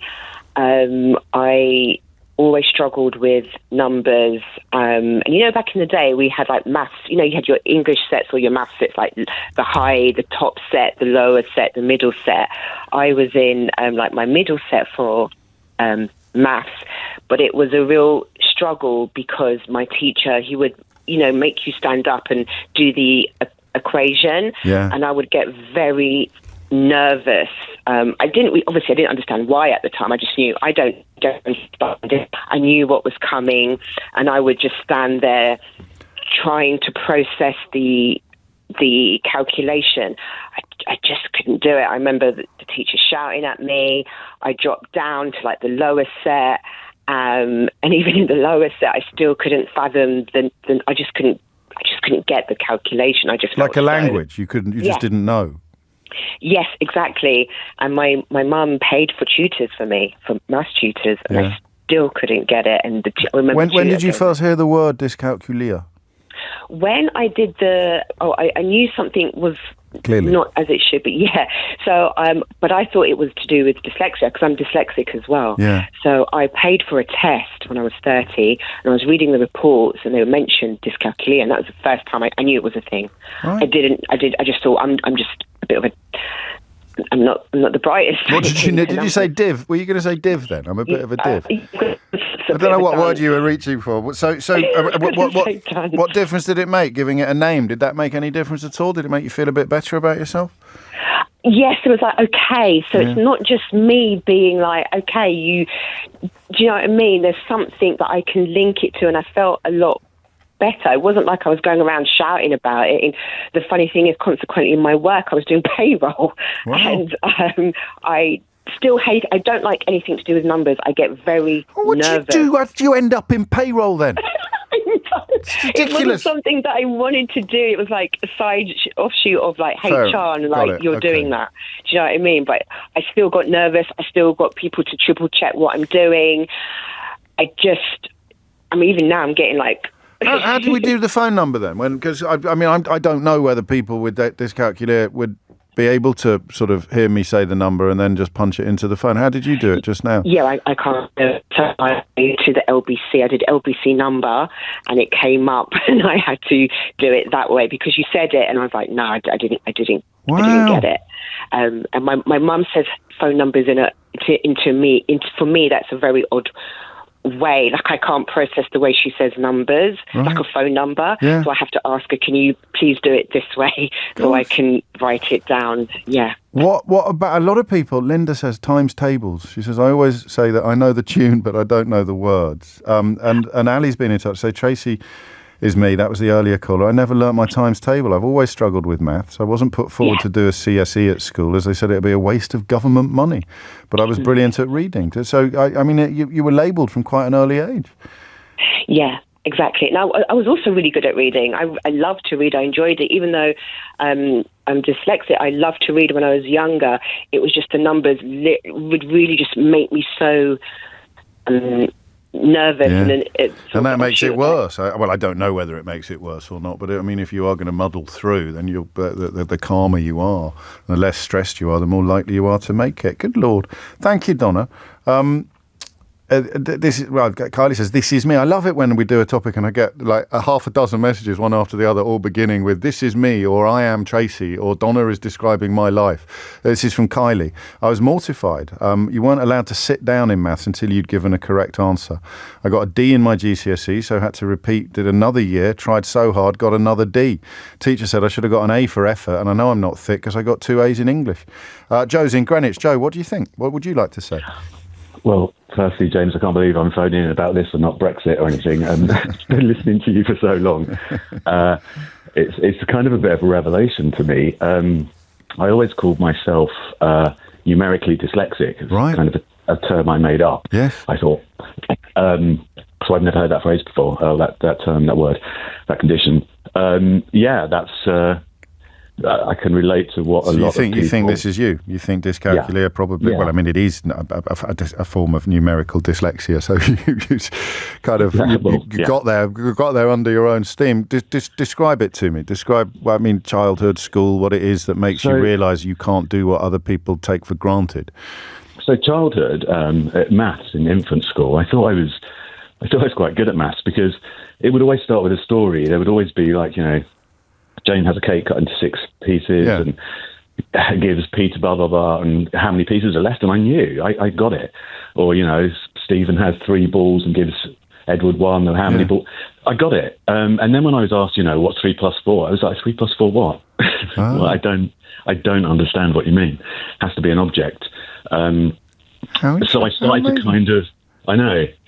So I couldn't get it. And what I began to do, I was talking to producer and sort of saying, well, I tried then to see the numbers as colours. I'm an artist, I'm a graphic designer. Yeah. And I tried to have from 1 to 10 different colours. And so I could add them because I could understand the colours. So it was like blue plus yellow for me. Wow. I know. The brains are more mad. Complicated than it should be. It's incredible. So as the maths became more complicated, I just couldn't understand. You ran out of colours. I ran out of colours, yeah. They all became brown, like plasticine. You mixed it together. Good grief. And in adulthood, it means, things like phone numbers this is interesting from Scorcher. She says, Sorcher, I definitely have this, and I didn't realise I've had the same mobile number for about 15 years. Anytime someone asks me for it, I have to pretend it's a new number so that I can get it out and read it. It drives my husband nuts. So it's almost like a song. So numbers have to be like a pattern for me, or like a tune. So I can kind of sing them to myself in my head. When I lived in the country for a while, and I probably say this now because numbers like that don't exist. Yeah. But you used to say the name of your town when you answered the phone, like in olden days. Yeah. To say Harlow, blah blah blah. Kidderminster 43444. Exactly. And our number was 452. And there was a program called Camberwick Green used to watch children. There was PC McGarrett, number 452. And I could only answer the phone by singing it to people. By just singing the whole thing. PC McGarrett, number 452. Because you could commit that to memory. Yeah. But not the number, the song. Not the number. Or you could count slices of cake, but you couldn't see them as numbers. So it is a form of blindness, number blindness in a way. Totally, yeah. How amazing. How amazing. I know. And you never knew until today that it was a thing? No, I just thought I was pretty thick when it came to numbers. I sort of tried my best. Well, at least you became a graphic designer, not like Donna ending up in payroll. God, it's the worst nightmare. I can imagine that torture. That's incredible, isn't it? I thank you, Joe. And you can ring me on Brexit next time, but I love the idea that we've broken your duck with an introduction to something that you've lived with for your entire life. I can still remember all my numbers. I can remember all my dad's car's registration numbers from back in the day. That's a bit weird, perhaps. I don't know why I was obsessed with them. So that idea now, that's why I asked Donna the question about what do you do with the phone number? Because a couple of you are teasing me for giving out a number and telling people to ring me about how you can't cope with numbers. But of course, you can ask your smart device for the number for LBC Radio, or you may have it in speed dial. You may know. I mean, that like Joe, just hearing this, and for the first time going, oh, crikey, it's a thing. I knew I had something. I knew something was a bit wrong, but I just thought I was a bit daft. It's not on the same page as the day that I very, very nearly tried to do a phone-in dedicated to people who had no phones. That was a story in the news about a similar proportion of the population, I think, between 6 and 10%, who had no phone, no landline and no mobile. And I sat here thinking, God, that's fascinating. It's exactly the same sense of curiosity that I have about dyscalculia. I found myself thinking, how on earth do you live without a phone? And then I thought, well, I'll do what I always do when I'm curious and confused about something. I'll do a phone-in. So I think I got halfway through the sentence. I know what you're thinking. What the hell was your producer doing that day? Had they gone on holiday? But you also know that sometimes they go off on slightly unexpected and unscheduled tangents. So I got halfway through introducing a phone-in dedicated exclusively to people with no phones. I came this close to saying, give me a ring if you haven't got a phone. Phone me now if you haven't got a phone. So when I say the number, I'm not being very helpful. It's a reflex for me to say the number now. It's as common as mentioning the time, which is also a number, of course. But looking at my switchboard, you are managing to get through. Anyway, it is 31 minutes after 11, or shortly, it's just after 11:30. Is that better? Does that help better? I don't know. Jenny Barsby has your headlines. James O'Brien on LBC. So, I'm very glad I'm getting a hang of my inbox. Keith showed me how to use the pause button. I thought it was a giant 11. I've been sitting here for 10 years thinking, why have we got a big 11 in the corner of the... So I can pause the messages when they start flooding in. But it means I'm reading more than I used to. And there's some absolute gems there. I think Dan in Manchester is joking. I hope he is. This one really tickled me. He wrote, I always thought I had dyscalculia, James, but listening to your brilliant callers, I think I am actually just a bit thick. What a sobering day this has been. It's a silly sausage. The phone in for people with no phones never actually happened. Peter, listening to the chap a moment ago saying that was me, putting tunes to numbers my entire life. I thought it was just me. What a fascinating topic. Thank you, Peter. Christine's on the Isle of Wight. Christine, what would you like to say? Hello, James. Hello, Christine. I thought I'd call in because I'm the mother of my son, who's 24, actually. Yeah. He has dyscalculia. He also has dyslexia, but that was diagnosed much later. Oh. We were aware of dyscalculia because his first cousin, who's a little bit older than him, was given a diagnosis when she was about to go to secondary school. And then we kind of realised that was probably also Joel's problem. How would it manifest? Well, I mean, because, you know, when you do your maths exam, someone comes top and someone comes bottom. It doesn't necessarily mean that the person at the bottom has got dyscalculia. No. So at school, so at primary school, I mean, it was just that he, you know, when you kind of went in and spoke to his teachers, they'd always say, oh, yes, well, you know, he's doing well on this, and this, but, you know, in terms of maths and number work, you know, and it was always quite kind of positive. You need to do this to help him, you know, count out things. It never really got beyond the concrete stage. And what difference did it make when you gave it a name, when he got a diagnosis? Well, it didn't really make a difference because it was very, very difficult to get it understood. So we were basically pushing for him to have a bit of support and some screening, and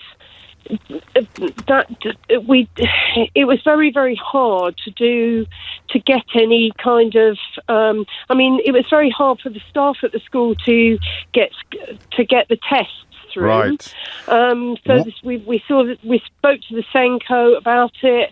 She really struggled to even find a test for him, which she did eventually obtain, and it was at expense to the school to do this. And they got in some external people as well to run the tests.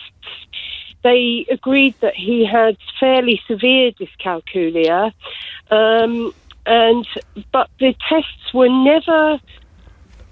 It didn't matter what level of test you had, unless you had an assessment by an educational psychologist. Right. You couldn't actually get that condition recognised. Well, I think things have improved since then. Well, I mean, he's only 24, so obviously some people will still probably be struggling in similar circumstances. And that's even with a mum who was clearly as committed to helping out and finding out what the problem was as you were, Christine. Thank you. 11:37 is the time. This is an interesting one from Mark, who says, I had it drilled into me from a very early age that I was thick, James. I'm the same age as you. I've managed to get through life with working out my own way to calculate things involving numbers. The worst thing for me now is when it's time to do my accounts, because I'm self-employed. And because I also get universal credit, I have to do monthly income and outgoings. It shouldn't take long, but it takes me about 3 days to complete as the numbers just jump around, etc. Anxiety then gets the better of me because I get so worried about mistakes and what the consequences might be. Incidentally, a year ago, I was finally referred for an ADHD and autism assessment, and researching it meant that when I look back on my life, so much made sense, like many others have stated when you've spoken on these topics. It's gratifying isn't quite the right word, but just to know that by talking about this stuff, you lighten the burden sometimes of people who, in some cases, and there's a few today, have not known that the burden they were carrying had a name, or not even known that it was a burden. They just thought it was part of them, as opposed to something that has happened to them, or something that I suppose is part of them, but not random. Not somewhere on a scale. It's something different. You have a condition. You're not just at the bottom end of a graph that everybody sits on. Patricia's in Richmond. Patricia, what made you pick up the phone? I've been involved with dyscalculia for about 25 years. Good Lord. Into it as a sort of second career.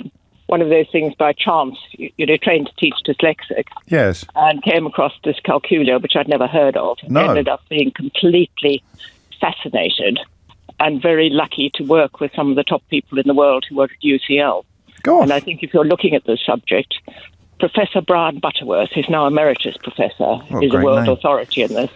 I'm happy to benefit from your expertise in the meantime. I'm presuming that 25 years ago, people had never heard of it. I mean, yourself included, nobody had ever heard of it, really. Well, some people had, yes, but it wasn't widely known. And it was the neuroscientists at UCL who did a lot, with brain imaging and so on. Just to sort of be very brief. No, you can take all the time you want, Patricia. Seriously. No, I've actually got to be somewhere else. Well, that's a bit... okay, well, I've been quick then. Hurry up. No, absolutely. What I was going to say is the difference with dyslexia. Dyslexia is a different way of looking at the world. Right. Sort of lateral thinkers rather than linear thinkers. With dyscalculia, according to the brain imaging, there's a little bit of the brain they call the sort of number module, whatever you want to call it, yes, which is the key to what they call subitizing. Now, this means if I were to show you, put a few counters on the table, less than 5, you could instantly, without counting, tell me how many there were, whether it was two or 3 or whatever. If somebody has dyscalculia, they cannot do that. Really? And well, this is what it is, because this ability you're born with, and I mean they've done tests with small babies. This is why I say go and read Brian Butterworth's work. Yeah. And obviously they can't count, but they will react if one picture has 2 counters and one has 4. But if they're both the same, and then they're not bothered. Now, birds, fish, animals do it because there's an evolutionary thing. So, which is why I just looked up Brian Butterworth, and the first thing I saw was, can fish count? Yeah, absolutely. So what would someone with dyscalculia do? Could they count the counters with their finger if they pointed to them? Could they go 1, 2, 3? Well, the key thing when you are teaching, yes, is to start with real objects. And as I said, I came up with the catchphrase, you can sum up the whole remedy for it in 5 words, which is tell me what you see. Okay? Yes. And what the tell means is convey in different ways. Okay. The first is using concrete objects. So if I say, show me 3 counters, you go to a box and you count them out. But you count them out. The teacher does not count them out. I had a caller earlier, I don't know if you heard him, who could do it with like slices of cake, but couldn't do it with numbers. Yeah, I didn't hear him, No. but all these kind of things. All maths is making sense of the world around you. Right. Looking for pattern and so on. And the trouble is that with dyscalculia, people get frightened early on. I mean, I've taught in sort of, because I was peripatetic as a specialist teacher of course. in all sorts of schools, and given talks and things, and people have said, I mean, one man said to me, I think it's absolute nonsense, and I said, fine. And he texted me 2 weeks later. He was teaching a 26-year-old to keep her books. Yeah. And he said, I put 2 pencils on the table. She had no idea how many there were. And so he realised that it wasn't absolute nonsense at all. And you must have had similar experiences back in the day with dyslexia as well, with people who thinking it was just a euphemism almost, or a synonym for lazy or not working hard enough or not putting the hours in. I'm so glad someone alerted you to the fact that we were having this conversation today. Well, I happened to be listening. I listened to LBC. Oh, gosh. Well, sitting in the car. Amazing. And it's your life's work is under the microscope. But the sad thing is, in many cases, maths problems are to do with anxiety, being frightened early on, around about 6 or 7. And what happens then, you get to the point where the fight-flight response and so on. Of course, you get adrenalised and then you're less likely to be able to focus or concentrate. Well, the problem is, if you do not move, you basically... neuroscientists will tell you better, but basically the chemical reaction which causes your thinking in the brain stops because you can't. It's like blowing a fuse. Wow. So at that point, you're effectively blind and deaf. Good grief. And I've taught people. I don't say. I tell me what happens in the maths lesson. An 11-year-old said to me, "Well, I'm slower." She says, "You've got to finish quickly." And here she comes, bangs her finger on the table, and then I can't see or hear anything. Good grief. And a medic friend of mine who's involved in this said, absolutely, you are reflectively blind and deaf. Wow. And since then, you will get adults, I've met over the years and things, who'd say they were still at that stage. If somebody puts them on the spot and we're talking arithmetic here, they will faint. And so very often you have to treat the anxiety. Anyway, I can't give you a whole lecture, but you've done a pretty good job. Interested in following this up at all? I am indeed. Well, if I'm not, lots of people listening will be. I think you've written books on the subject, haven't you? Yes. Well, we wrote, and they were designed because what happens in schools is that the people struggling are sent out with the TAs. The TAs, are very kind, helpful. The ones I've come across. Oh yes. But they're not trained to teach them, so the TA sort of helps them through the worksheet. And so a friend of mine said, I need a book I can hand to a TA. Say, start at the beginning and do what it says. And the first one I wrote with a colleague, Jane Emerson, who's, if you put that name in, you'll get all sorts of stuff on her. What's the book called? Well, the first one was the dyscalculia assessment. Okay. And the second one? And the second one was the dyscalculia solution. Now, the assessment, I just say, it actually won the award for the best special needs book that year. Wow. And then the third one is understanding dyscalculia and maths learning or number learning difficulties. What's your surname, if you don't mind me asking? Babtie, B-A-B-T-I-E. And you are an authority on the subject that we're discussing? No, I would never call myself an authority. I knew you were going to say that. I can sense your innate modesty, but I'm going to call you an authority. Authority is something that is bestowed upon one. It's not something that one can bestow upon oneself. So I can call you an authority, Patricia. But I think the other thing that's interesting, places like Singapore and so on do very well at maths. Yes. And if you go back to 1982, there was a government report here who said that concrete materials, modelling stuff with things, should be used in secondary schools. They don't use it here. A few years ago, I haven't looked recently, the Singapore government website quoted this absolutely word for word. How incredible. Now, you probably don't know, and I know you're in a hurry, but you probably don't know that I have a little thing that I do on this programme when I take a call from somebody who is unfeasibly qualified to contribute to the conversation, a category into which everybody is messaging me now to point out you are supremely well qualified. So before I play it, you will probably have very little idea what is going on, Patricia, but I'd like to say thank you before I press the button. So thank you so much for ringing in today. And I know that people will be looking up you and looking up Jane Emerson and looking up Brian Butterworth, and you would have provided them with enormous service. And can I just say, please, so much can be done to help these people. You're in a position to sort of get the word out. Please do. Well, I'm doing my best. I'm Ray Liotta, and you're listening to James O'Brien on LBC. If you build it, they will come. James O'Brien on LBC. I've just ordered Patricia's books. I'm still crying in the office. I was not expecting this today. Thank you, James. Well, thank you, Rebecca.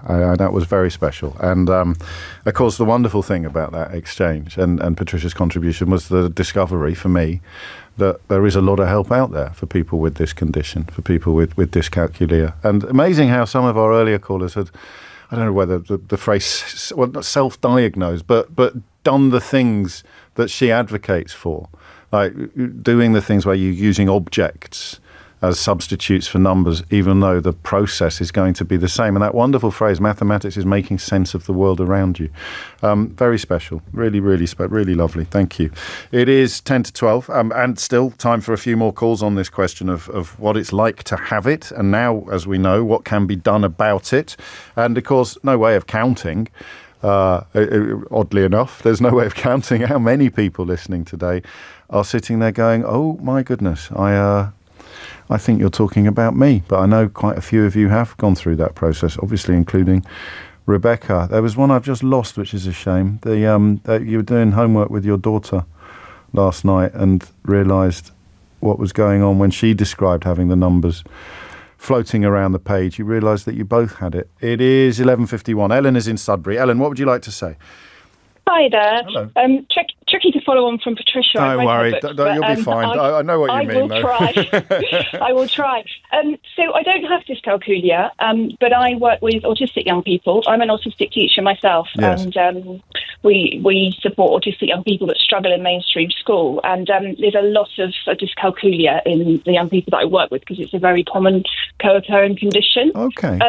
The thing I really wanted to talk about was the range of disability, the impact on people's lives that have quite severe dyscalculia. So a few examples would be a teenage girl that I was working with would absolutely love to learn to drive, but driving is full of numbers, just from filling up at the petrol tank and being worried she might not have enough money because she's not sure how much she's put in, to even the gear stick has got numbers on and what if she makes a mistake, to what if I got a speeding ticket, because all of that. So, well, I'm thinking immediately of what Patricia said about anxiety, because these probably are things she could get through, but as soon as the anxiety kicks in, she shuts down. Exactly. And anxiety about being ripped off by people, anything to do with money or deals in shops, or is it a good deal? Is this really going to be helpful to me? Is it not? And I agree so much with the last two calls and the guy's message that you were reading out. The one thing I disagree with you on, James, is you just said there's a lot of help out there, and I don't think there is. Well, I was thinking about the books. I mean, because I was not previously aware of them, but I think Christine on the Isle of Wight painted a very compelling picture of how difficult it is to get help in the absence of humans who can help. These books by Jane Emerson and Patricia Babty are obviously going to be invaluable. The dyscalculia assessment, the dyscalculia solution, dyscalculia and numeracy difficulties. I'm looking at her page on Amazon. So she's got there's loads of books out there by her. I mean, she's written several. But you're right. I mean, in terms of being able to ring someone or contact someone now and get help, that there is no one there. Yeah, or change the way that we teach across the board. Well, that's what she called for. I had never thought of that. And when you have a class of 32 and you've got somebody whose kind of brain works differently, the way they learn is different, the approach they need is different. It's so hard as a teacher. to meet all of those needs. Of course it is. And I mean, the driving is a brilliant example of that, because it would be possible to teach that young woman to drive, but it would involve a mode of instruction completely different from what is used to teach everybody else to drive. So who's going to do that? Yeah, and in autistic communities, autistic people often really struggle with driving, and they talk about the same thing. Anyone know a driving instructor that's sensitive or could manage this? Or I mean, it's doable, but not easy to find. And also the other thing that's really broad in dyscalculia is time. So what time means, the concept of time and how much time has passed. So a few of the young people that I work with would use timers, the ones that you might use for an egg in a kitchen, but not with lots of numbers on. Yeah, no, the ones that are just clear sections of colour. Physical thing. And they have a 10-minute timer and a 20-minute, because if her mum would say to her, we're going in 10 minutes, that means nothing. Right. And sometimes in teaching as well, or if anybody's trying to help somebody, they'll think if they repeat it enough, or we do this enough, it will go in. They will understand. And that's just and not true. With a different way of thinking, it's not true. We're going out in other solutions or concrete things. Yeah. We're going out in 2 timer turns, for example. Or no, that wouldn't even work, because it's 2. Yeah, or just set your timer, and she can see that the hand's getting nearer, and so we're going out in that time. Yeah. But just anything that involves time. I love that. I'm so glad you said that thing. Even as an autistic person, my husband says to me, I'll be with you in 2 minutes. Now, we've been together for nearly 20 years, and I know that could be 15 and it could be 18 or it could be 13. But still, every single time, my brain counts to 120. Good, and then I'm like, where is the man? That's just the way. I love that. And I love also the point you've made, because this has upset quite a lot of people, the memories of what you've just described. People, often well-meaning, thinking that you could drive it into someone.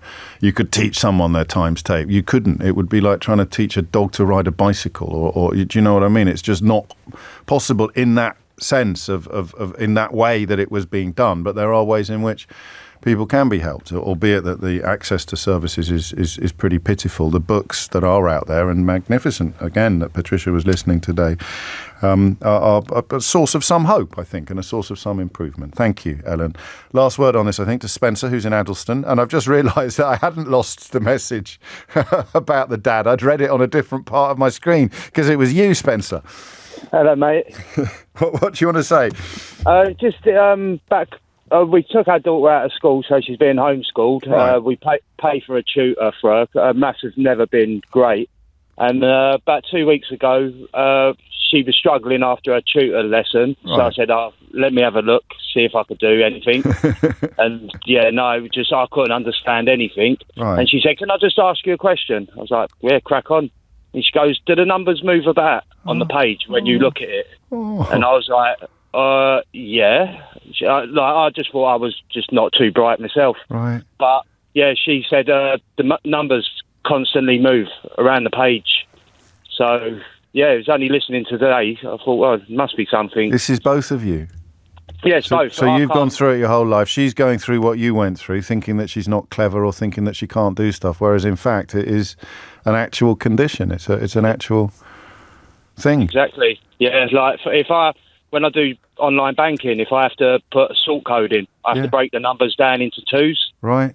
So like 60, 28, and but for a telephone number, if you told me that, you have to say one number at a time, slowly, and she's exactly the same. And now we know why. And it's nobody's definitely. fault. It's nothing to do with basic intelligence. It's nothing to do with any of that. It's just one of those things. Just one of those things, yeah. I don't know what you do now, but I mean, it's got a name, and there's stuff you can look up, and there's books you can get, and there's things you can do, which is better than you were yesterday. Yeah, well, we can now at least say to the tutor as well, this is what we think she's got. Bingo. And maybe she can help her a little bit better. Exactly that. Oh, I'm so glad you were listening today, mate. Nice one, James. Thanks a lot. Nice one, Spencer. Thank you. And the last word on this, I think, to Susan, who's in Richmond. Susan, what would you like to say? Hiya, James. A bit nervous. It's only me. Only you. I hear that so often. That's lovely. My son is dyslexic, dyscalcular. I am also. Right. The difficulty and the journeys that everyone has described is bang on. You know, my child didn't understand what money was until he was sort of 18. The functionality in school, it's not very practical. He couldn't understand the relevance. How was maths linked to anything he did in his life? Right. A teacher once said to me, he's going to get ripped off on the high street. Oh, wow. And that's one of the things that Ellen was telling us. One of the children she works with is terrified of being ripped off on the high street. Absolutely. How mad. And Jack has gone on, and he's gone on to become, I'm proud as punch, he's just graduated from a top music school. Fantastic. And he is now a musician. He can manage his life. He can do the functional things of paying his bills and managing his man. See, those things can be learned, and they're learnt with repetition and understanding and using different ways to get the information in. Yeah. However, one of the things that he'd like to do with his music career is to become a teacher. Yes. And under modern rules, you can't do nothing if you haven't got a GCSE in maths. Is that right? Oh, of course it is. Yes, absolutely. It's like a basic requirement for almost any job now. Yeah, and my son is going to be facing having got himself into a top school, having graduated with a good degree, really good degree in this music. He has a professional skill that he can deliver. He could benefit any primary school because he can play. He can play piano. He can teach. There should be a dispensation there, shouldn't there? Why do you need to have a maths GCSE to be a music teacher? Yeah, but you do. Now he's applying to agencies to do teaching assistant, and even teaching assistant posts, they say, oh, you may need to have that GCSE in maths. Oh, at the moment, it's looking positive because agencies are saying, yeah, but you can play the piano in that primary school and they need people to do that and you can. And so agencies are taking him on, but whether schools will take him from those agencies into the agencies is yet to be seen. I hope they do. Fingers crossed, and you never know who's listening to the show. As we've demonstrated earlier, there might be a head teacher listening who's just thinking, yeah, do you know what? Maybe I don't. Maybe why would I insist on? I want a good teacher. I don't care whether they've got a GCSE in maths. Thank you, Susan. You've made me a little bit late for the news, so please don't think that I'm moving on for any other reason. James O'Brien on LBC. It is 4 minutes after 12. Matt's been in touch. He says, if Jonathan Gullis can get a job as a teacher, then I think that woman's son should be okay. It's kind of hard to argue with, but yeah, the necessity of an obviously potentially brilliant music teacher having to have a maths GCSE does seem a little daft, but we're going to talk about something completely different now. I haven't done anything like this before, I don't think. Some research into charging people for Christmas lunch, and the numbers are remarkable. But and I don't. The problem with something like this is if I start railing about how outrageous I think this is, you could conceivably just have a go at me for being comfortably off, and you don't know what it's like to literally not be able to afford to do a Christmas lunch. So I think, to be clear, I kind of want this to be people who can afford to provide Christmas lunch but are tight and therefore charge their guests. It's not something I've ever really heard about before, but apparently they've done a survey of 2,000 Britons, and 46% think it's perfectly acceptable to charge your guests for their Christmas lunch. There was a story last week, a mother of four revealing that she's charging her own family, £200 a head to come around for their Christmas Day roast. And she's revealed she's 42. She caused uproar last year when she charged them 150 quid a head. This year, it's gone up to 200. I mean, there's a bit of self-publicity involved here because the person is described as an internet personality. But it made me think of two things. I got a message off Ian a minute ago saying he's about to start listening to Mystery Hour from the roof of his hotel. He even sent me a picture. I thought, are you going to tell him or am I? He's just got back in touch to say, oh, it's Friday. I told you I was enjoying my inbox a lot at the moment. That's where I got the Jonathan Gullis line from as well. So there's two things going on here. Are you going to charge your own family for Christmas lunch even though you can afford it? 0345 6060 973. The second bit is, are you being charged for Christmas lunch by someone who could afford to provide it? 0345 6060 973. What do we think about this? I mean, it just strikes me as a really uncheery, a really un-Christmassy practice. Capital letters, if you can afford it. Full stop. And the second bit of this is there's something quite strange happens when you grow up, doesn't it? I don't know what you did for Christmas as a child. I don't know, do you oscillate between grandparents, or does there come a point when grandparents come to you? Most people, I think, do more or less the same thing for Christmas. And so when you're young, maybe you go to cousins but you have fairly fixed ideas about what Christmas lunch should be like. Do you have fixed ideas about what Christmas lunch should be like? And then when you get married or when you fall in love, you are transplanted. So you might not have, when you were little, you might not have done the same thing every year, but it was on a rotation. You would see the same people and you would do the same things, even if you weren't in exactly the same house, having exactly the same. It was your family. But when you're an adult, and you marry or you move into a new family, then you have a whole new experience of another family's Christmas. So it becomes 50-50. One year it's your family, another year it's their family. And there'll be other things as well that happen in this space. And something that's always amused me and annoyed me a bit is when the new family that you are spending half of your Christmases with have traditions or don't have traditions that you grew up with.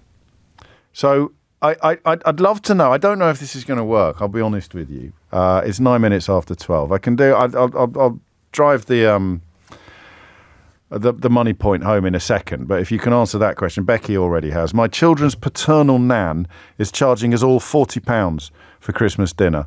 I think it's more about the amount of booze that her 9 grandchildren drink than it is about the food. I think there's something very sad about that. I need you to persuade me that there isn't. 0345 6060 973 is the number. But what I'm trying to drive at now, and I don't mind causing a little bit of family friction, but it's all in fun. The thing that really annoys you about Christmas when you're doing it with the other half of the family, or the thing that you shouldn't really allow it to irritate you, but it does. So one year, I love sprouts, right? And for me, you don't eat sprouts a lot. Very seasonal and very much part of Christmas lunch. So for the first 40-odd years of my life, I would always have sprouts on Christmas Day. Sometimes I do them fancy.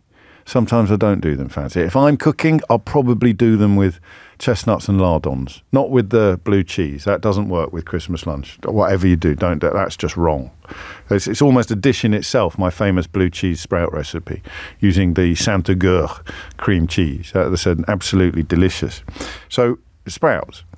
And one year, when we weren't at ours for Christmas, and I'd very politely sought to ensure, why does it matter so much? Is it because of childhood? Is it because you want everything to be just so? You miss your parents who've passed away. You miss people who've passed away even more than at Christmas. It just somehow creates a little cocoon of security and happiness when everything is just so. So I had very politely hinted at the importance of sprouts for Christmas lunch. So it's like, look, if it's me cooking and I do the Christmas meal when it's at ours, and I know someone particularly likes something, I'll do them a little individual portion. I cater for vegetarians on Christmas Day, and I'm happy to do so, even though it means doing 2 different gravies. And it means I can't use goose fat for my roast potatoes, and I don't mind any of that. That's all fine. So I'll do you a little, if you really like red cabbage, I'll do you a little bowl of red cabbage, even though nobody else wants any. I love red cabbage. So I thought I'll very politely hint at the sprouts. I said, I do think sprouts. I start in about June. I do think sprouts are important at Christmas. If it's not at mine this year, I do think, don't you like sprouts? Everyone likes sprouts at Christmas lunch. Yeah, you've got to have sprouts for Christmas lunch. And then I went round for Christmas lunch, and I was served. And a fuss was made about this being in my honour. I was served what was called a sprout slaw, which was cold raw sprouts in a sort of mayonnaise-y type of dressing with other bits in. I don't know what. It was horrible. It's raw sprouts. It's basically grated sprouts. How can you say that would be? I quite like coleslaw. I wouldn't make it with sprouts. Might make it with a bit of cabbage or something like that. So there's an example. of what am I looking for? The thing that makes you feel a bit grouchy, a bit grinchy. You shouldn't care, but you do. So the things that other families do, your family in a sense, but your new the new half of your family, when they do something at Christmas that really I'll tell you another one. You always have, after Christmas lunch, you always have one of those cheeses that is like a sausage. A smoked. It's like one year, my sister's godmother ate the whole thing. We've been looking forward to it for about a month. I love that smoky cheese on Christmas Day. And one year, my sister's godmother ate the whole thing. So we come back, we go off to play and eat chocolate and stuff like that. Come back to the table because it's the cheese course, and she'd eaten a lot. Absolutely unbelievable behaviour. I've just had a message off a family member who was responsible for the sprout slaw, who I did not realise would be listening to the programme today. So that is why I've stressed from the beginning that this is all very much in fun. This is all very much about the little examples of friction that are disproportionately galling or irritating. And I exaggerated slightly. The grated sprouts were actually delicious. It's coming up to 12:15. Of course, if I'd been charged for the privilege, my grievance would have been magnified accordingly. But that's what I want. That is, I think I've articulated to you the stuff. You shouldn't really, because someone's gone to the trouble of cooking your Christmas dinner. You should just be delighted and grateful. But because it's not like you're used to, it's not like you used to do it. It's not like your mum used to do it, is what I'm saying. And therefore, it can just be a tiny little bit galling. 0345 6060 973. It is a bit like that episodes of Friends when Ross starts screaming, "You ate my sandwich." That little grievance from back in the day. So look, the first way in, the obvious way into this is, what do we think about charging? Is it actually the way forward? So if you're hosting 12 people for Christmas lunch, you're not going to get much change out of a few £100, are you? Well, you're not going to get much change out of a couple of £100. So is it reasonable, especially if you're doing it every year? Is it reasonable to turn around and say, would everyone mind chipping in? I'd love to know what happened when you did it for the first time. When you did it for the first time, what would you do? What would you say? Well, I think this year I might ask you all to chip in. 0345 6060 973 is the number that you need. All right. So what happened? What do we think about this? Do we think it's okay charging for Christmas lunch, or do we think it's a deeply suspect development that frankly should be discouraged at every turn? It's 12:15. So there's two things going on here. A conversation about charging your guests for Christmas lunch, or what I think would be better, being charged for Christmas lunch. Does it spoil the day? Or am I being a miserable guest? I'd be sitting there thinking, well, if I'm going to be charged, I want a menu. If you're going to charge me for Christmas lunch, I want choices. I mean, I'm not going to turn. I just can't quite get my head around it. All right, 0345 6060 973, and the second bit is the thing that you kind of, the thing you can't quite believe that other family members do at Christmas that you wouldn't do at yours for a million years. All right, so those are your two ways into this conversation. 0345 6060 973 is the number you need. So the first one is, charging for Christmas lunch, yes or no?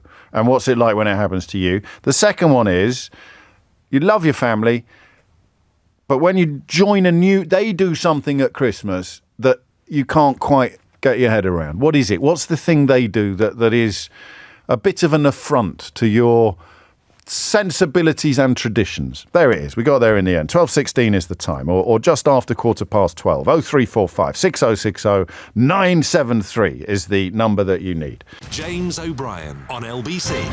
18 after 12 is the time. I think you know what I'm talking about. Some early examples. Alan says bread sauce, never part of the Christmas lunch in my family. Alien, tasteless gloop. And now you go to other people's Christmas lunches and it's all over the place. I like this. This is from Afshan, who says, I think it's an absolutely brilliant idea, James. I've just sent a message on the group chat revealing that I'm going to be charging for Christmas dinner this year. I haven't set a price yet because I know no one will agree, but I just want to throw a bit of fire into the mix to see what happens. And, Ryan, Ryan's got me. I don't know, maybe I'm being a little... I don't know what I'm being. We did ask for a contribution last year, James. So now I automatically feel a bit embarrassed. This is me talking now, not Ryan, because Ryan's measured, sensible message, having just been insulted by me. We did ask for a contribution last year. We host parents from both sides and all siblings with kids. So it's direct family. He says it's always been a lot of work because it's not just the meal. So we asked people to bring food contributions in the past, but they would often take away what wasn't consumed. God, it's a minefield. I think that's outrageous. But then again, why would they leave it? So someone else is bringing the roast potatoes, and then you want them to leave them all with you but you've done. This is quite interesting. That would leave us feeling that they hadn't appreciated or factored in all the other prep that we'd done, and they would all stay for 2 nights. In theory, we can afford all this, but we end up sacrificing time and a lot of stress to put it on, and that is something that money can't replace. So we asked for contributions as much for a sense of recognition as anything else. Otherwise, they turn up, leave, and don't leave us feeling that they have had a full appreciation of what we've done. Did it help, Ryan? Did it make it better? Did you feel more appreciated? Because, reading parts of that message, I'm wondering why you do it. Maybe it's your partner who insists, and you're actually a little bit There's a lot going on here, a little bit resentful of it, but would that resentment decrease if you charged everyone 50 quid a pop to attend Christmas dinner in your own home? 20 minutes after 12 is the time. Fran's in Cambridge. Fran, what have you got? What did you think of? Well, when I first met my husband, which was about 22 years ago, and started having Christmas meals at theirs. Yes. They never used to serve Yorkshire puddings because they said that it was strictly for beef. And Christmas dinner would be served with a tiny jug of gravy for everybody to share. How many years in can you start complaining about this kind of thing? Because you wouldn't on the first time, certainly not when you were still boyfriend and girlfriend. You wouldn't dream of saying. No. Did you? I think it was the year after, she then started making nearly a pint of gravy. Good. But not the Yorkshire puddings. No, my family do Yorkshire puddings. We'd have it as a starter, but that one actually went by the wayside. We'd have Yorkshire puddings as a starter with gravy before we had the main course. I've never had that. No, well, you're not from Yorkshire. No, so you've got no business. You've got no business having this Yorkshire pudding obsession, really. We'd have it as. No, but they belong with a roast dinner, regardless of the meat. You can never have too much. You can never have too much Yorkshire pudding, and skimpy on the gravy. I like that. And you're sitting there and you're thinking, do you know what? I may not marry this man after all. It took a long time before I decided to marry him, and now Christmas is at our house. Yes. And Yorkshire puddings and pints of gravy are served. Nobody goes without. And it doesn't feel right. Little things that doesn't feel right without them. I like that. And a lot of people big on that one. No Yorkshires is a deal breaker for Mike. Ray's in Pinner. Ray, what made you pick up the phone? Hi. Yeah, a story came to mind based on what you said, but just picking up on the whole Yorkshire pudding and bread sauce debacle. Christmas dinner is not Christmas dinner unless you have apple sauce alongside the cranberry. Really? It's a game changer. Go for it. Oh, yeah. Okay. Absolutely. Okay. Hot apple sauce. I'm a fan. I just wouldn't have had it with turkey normally, but turkey and pork anyway, go on. What was the thing you rang in for? Anyway, I'm divorced, and I can get away with this story because I know my ex-wife is on her second honeymoon. At the moment. She's not listening. Well, she's on her honeymoon. She's not, technically. Second honeymoon. No, it's not her second honeymoon. Well, they're on holiday. Yeah, look. No, but a second honeymoon is with the same person. Well, second honeymoon once. So it's her honeymoon. She's on another honeymoon. She's not on a second honeymoon. Is with the first. It would be with you, and you're not married to her anymore. So it can't be her second honeymoon. You say a second honeymoon if it's the same person, don't you? Not if she's been married to somebody else for over a year. But is this their first honeymoon? This isn't the story. No, I know, but I'm interested in the technicalities of it now. Is this their... She's calling it a second honeymoon. Yeah, but is it their first honeymoon? They had a first honeymoon. Oh, they did have a first honeymoon. So this is her second honeymoon. So it's a third one technically. Okay. So we got there in there. We're on the same page here with the counting of the honeymoons. We're on the same page. It is actually her third honeymoon, but it's her second honeymoon. Anyway, why did you ring in? Why did I ring in? I've no idea, James. I wish I hadn't. No, this is cool. I just hope you haven't got any more callers. Go on. Because we're on good terms, even after she got together with this guy and whatever, then I had been doing Christmas lunches with them. Not a problem. That's nice. I mean, it has been a real decent... handover. Friendly. Yeah. Changing of the guard, shall we say. Yeah, go on. And every year, I mean, I have my Christmas tradition, and because she is my ex-wife, she knows it, is Boxing Day soup, which is basically turkey giblet soup. You need your giblets, yeah. Need your giblets. So I've got mine for the turkey for where I'm living, and always putting a request to double up on the giblets from where, from her, and for 3 years on the trot. Yeah. Because he doesn't make gravy, which is another issue. Because he doesn't make gravy, giblets have gone in the bin when he started roasting the turkey, and it's kind of really wound me up the whole day long. Just the lack of gizzards. The knowledge that they've gone. Just the knowledge that they've gone to waste. You can't fish them out. Absolutely. That would just be weird. No. Well, for a start, it's not like he's... Does he do? Do you think he's done it on purpose, right? Refrigerated. Do you think he's done it on purpose, right? Don't go there. Is it? I hope you do. Not. Don't it's crossed your mind? Because he must know. She must have said, "Oh, you better hang on to the giblets for Ray," and he's gone, "Stuff Ray, stuff the turkey. The giblets are going in the giblets are going in the bin." So, are you Christmasing with them this year? No. I'm moving out of the area completely, moving up to the Midlands. So I'll be taking your giblets with you. Taking my giblets with me. I will do. I wish you well. Your producer did ask whether this is one of the reasons why I'm moving away. With the giblets. It'll be the whole giblet gate, I think we're going to call it. Yeah, but this matters. Everyone has little things like this. Everyone has little things that it's just not quite Christmas unless you've got the smoked cheese, the Yorkshire pudding, the apple sauce, the giblet gravy. And yet then when you're beholden to someone else and you are grateful and you love them dearly and they do something slightly differently. And of course it cuts the other way. So it's at mine this year, which means no doubt some of my beloved family will be like, oh, I bet he doesn't do X or I bet he doesn't do Y. And I won't, because I won't know. So you should tell. Can you tell what's the etiquette? What's the etiquette? You say, look, I know this is a bit weird, but for me, it's not Christmas unless we have bread sauce. And your host would be like, I've served 14 different vegetables.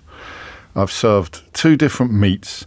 I've served a swan with a goose inside it, with a turkey inside it, with a chicken inside it, with a grouse inside it, with a poussin inside it. I've done one of those medieval, and you're complaining that I haven't made bread. So you see it from the other side of the table. You can possibly see why people get a bit hacked off. 12:27 is the time. What is it for you? What is it in your family? 0345 606 0973.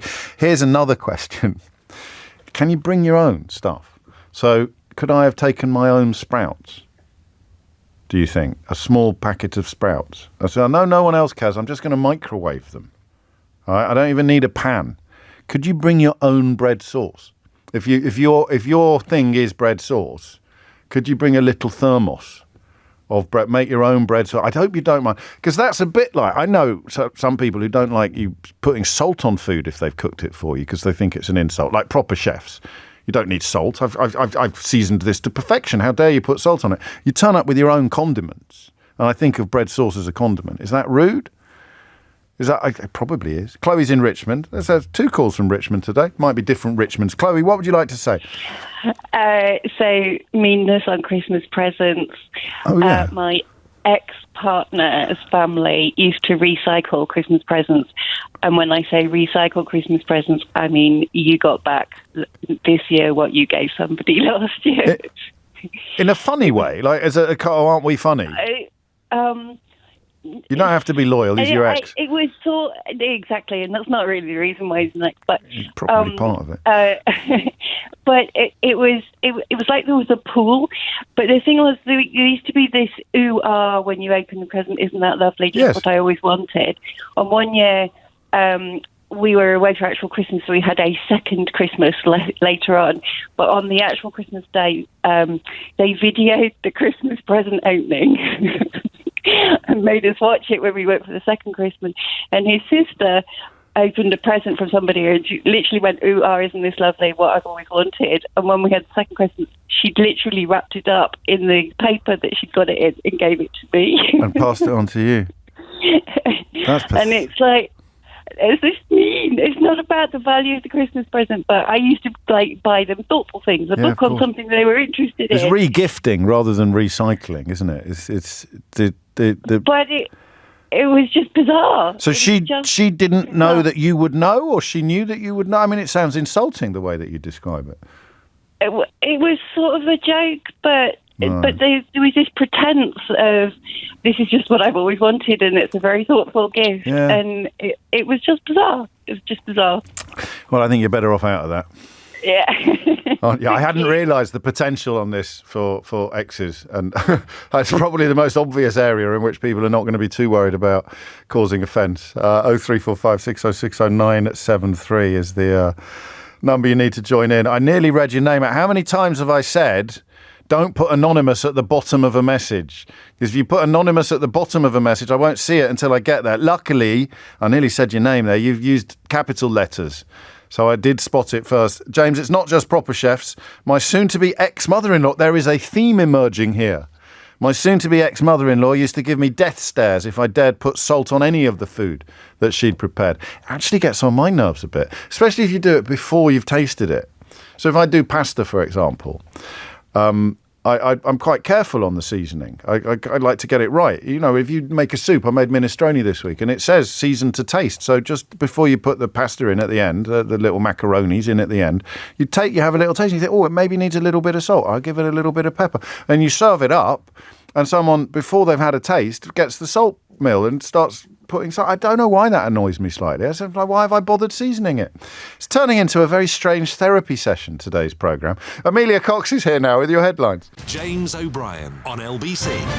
It's 33 minutes after 12, and it is a very strange story. Keep your tales coming in of Christmas conflict, but it's a strange story for a number of reasons, and I think a lot of us feel that we haven't quite got to the bottom of it. The Daily Mail today, or yesterday, goes in, a couple of weeks ago, the Daily Mail went in hard on what you could describe as local difficulty at the Guardian newspaper. Traditionally, the Guardian and the Daily Mail sworn enemies, but the Daily Mail went in quite hard on what they called a cosy rendezvous on a super yacht, a restaurant critic's allegations of anti-Semitism, and mutiny at the Guardian over the sale of the world's oldest Sunday newspaper, somewhat delighting in difficulties at their traditional enemy, if you like, over at the Guardian. And it refers to the mooted, possibly imminent sale of the Observer newspaper, the Sunday title, which Guardian Media Group acquired in 1993,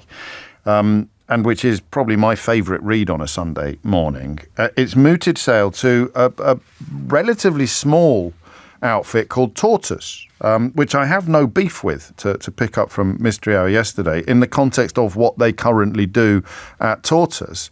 But there's a genuine mystery about why and how this mooted sale is taking place, to the point where pretty much everybody still on the staff at the Observer and the Guardian is unhappy about it, including my next guest, Carol Cadwallader, who, of course, you will be familiar with the extraordinary work that she's done in the field of election manipulation and similar.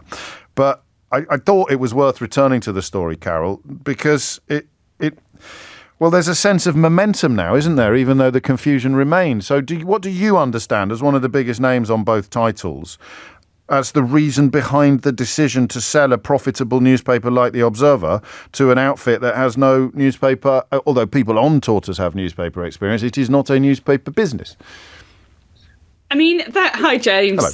Thanks for having me on. And thanks for your support in signing the letter along with, I think, is it 100 celebrities and actors and all sorts? 100 celebrities and me.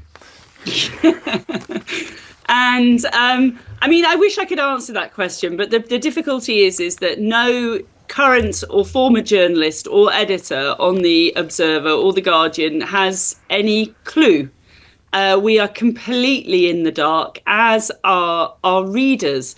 Like, that's one of the most important things in this, in that the Guardian has decided to divest itself of this 233-year-old title, and it decided to do that in complete secrecy. It entered into these confidential and exclusive negotiations with Tortoise Media, and it didn't tell the journalists. It didn't even tell the editor of The Observer. It didn't consult with the readers or even let them know. And it's still as clear as mud. And but so much so that we went out. So we had this historic vote. The Guardian and Observer journalists haven't been on strike in half a century. And we voted, and 93% of us voted to go on strike, which is a big deal, right? Yeah. It's 2 weeks before Christmas, and journalists are giving up 4 days' salary. For a lot of the younger journalists, that is considerable financial hardship.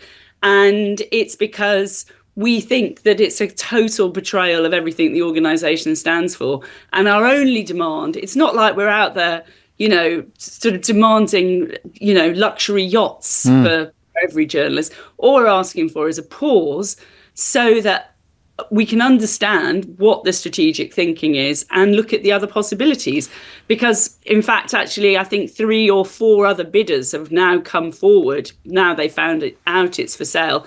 Some of whom are actually offering, as is traditional in a sale, they're offering money for the title. But instead, what the Guardian has agreed to is to give money to Tortoise to take us off its hands.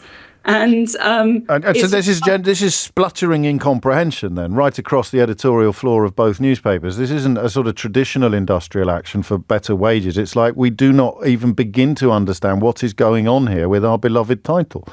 And yeah, that is right. And it's like clear, to be honest with you, it isn't even self-interest. I think there is so much which comes from this, which is that we, the journalists, just really believe in our journalism. We believe in what we do. And we believe that press freedom is under attack. We believe. Why do you believe that? Let me pick you up on it. I know James Harding, who heads up Tortoise. I like him. He's a good operator. He's run news at the BBC. Did a decent job at the Times. The legend is that he was one of the Murdoch editors that stood up to Murdoch, which is why he's no longer a Murdoch editor. So why would he, as the man that runs Tortoise, be such an undesirable proprietor? James is many things and is an extremely nice and affable man, but a successful media entrepreneur he is not. Right. Tortoise has never made a profit. Its last set of accounts show that it lost 4.5 million on revenue of 6 million. Now, you don't have to be a financial genius to figure that those aren't actually the kind of numbers that you want from an organisation poised to take over a 233-year-old title. We still actually don't even know who the other investors are. And what we do know is that he couldn't raise enough money to raise the 25 million he said he was going to invest in The Observer.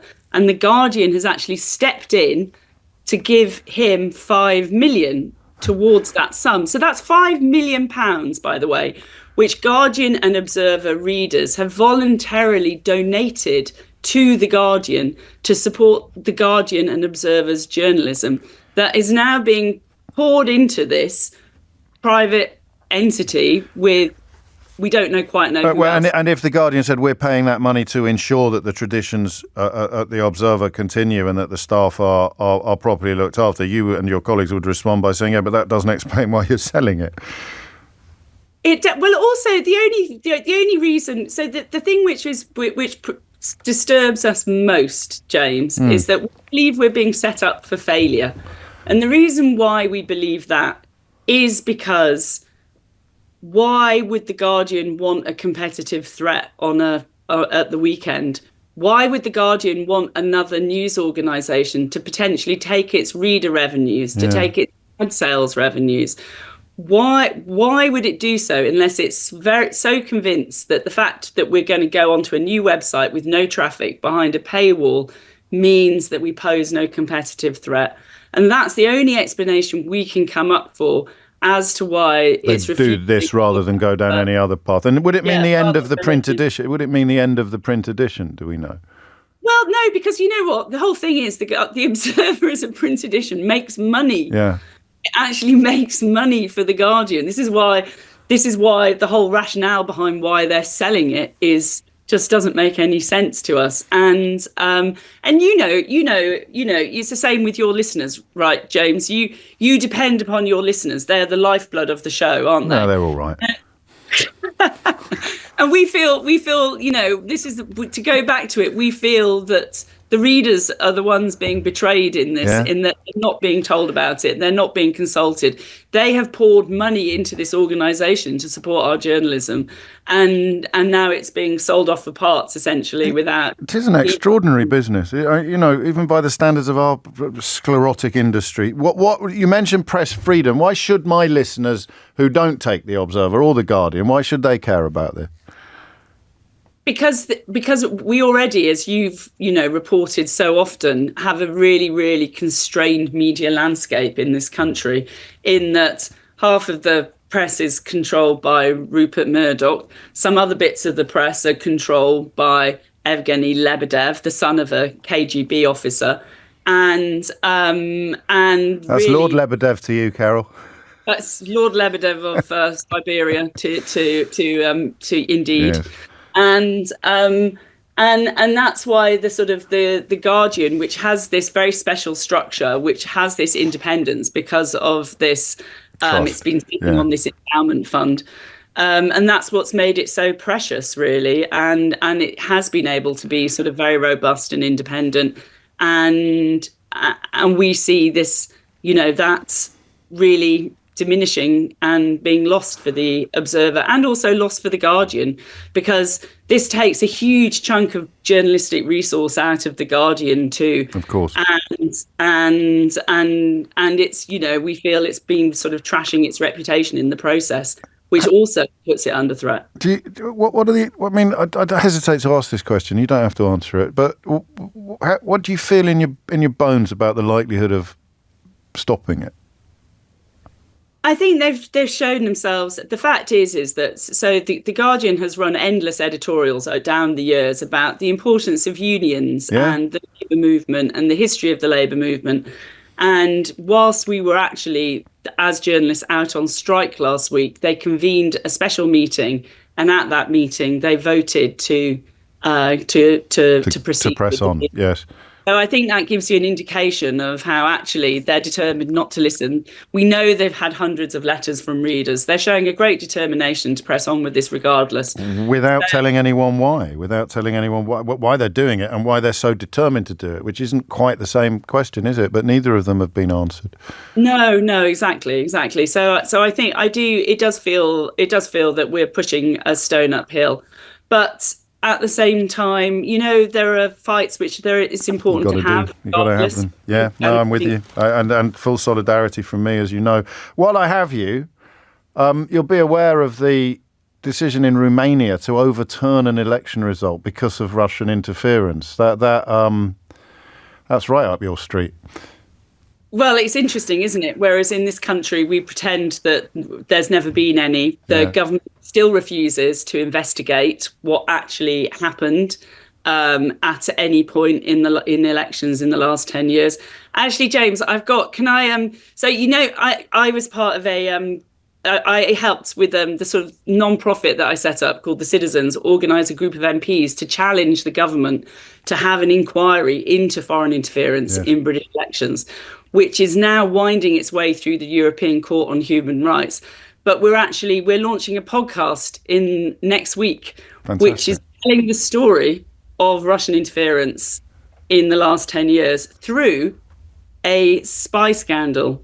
So it's called Sergei and the Westminster Spy Ring, and look at that. And it's trying to sort of set out all the reasons as to why we need that. We need, this is what the MPs are saying. They're just saying have an inquiry. It's like we don't actually know. I mean, that's what we found out in the Russia report, that actually the intelligence services couldn't answer the question whether there had or hadn't been because nobody had actually looked. Well, of course you can. I mean, Sergey and the Westminster Spy Ring kicks off next week with you, with Carol Cadwallader. I love that. You should come on my podcast, though, at some point. You still have never come on Full Disclosure. Lots of people want to hear your story.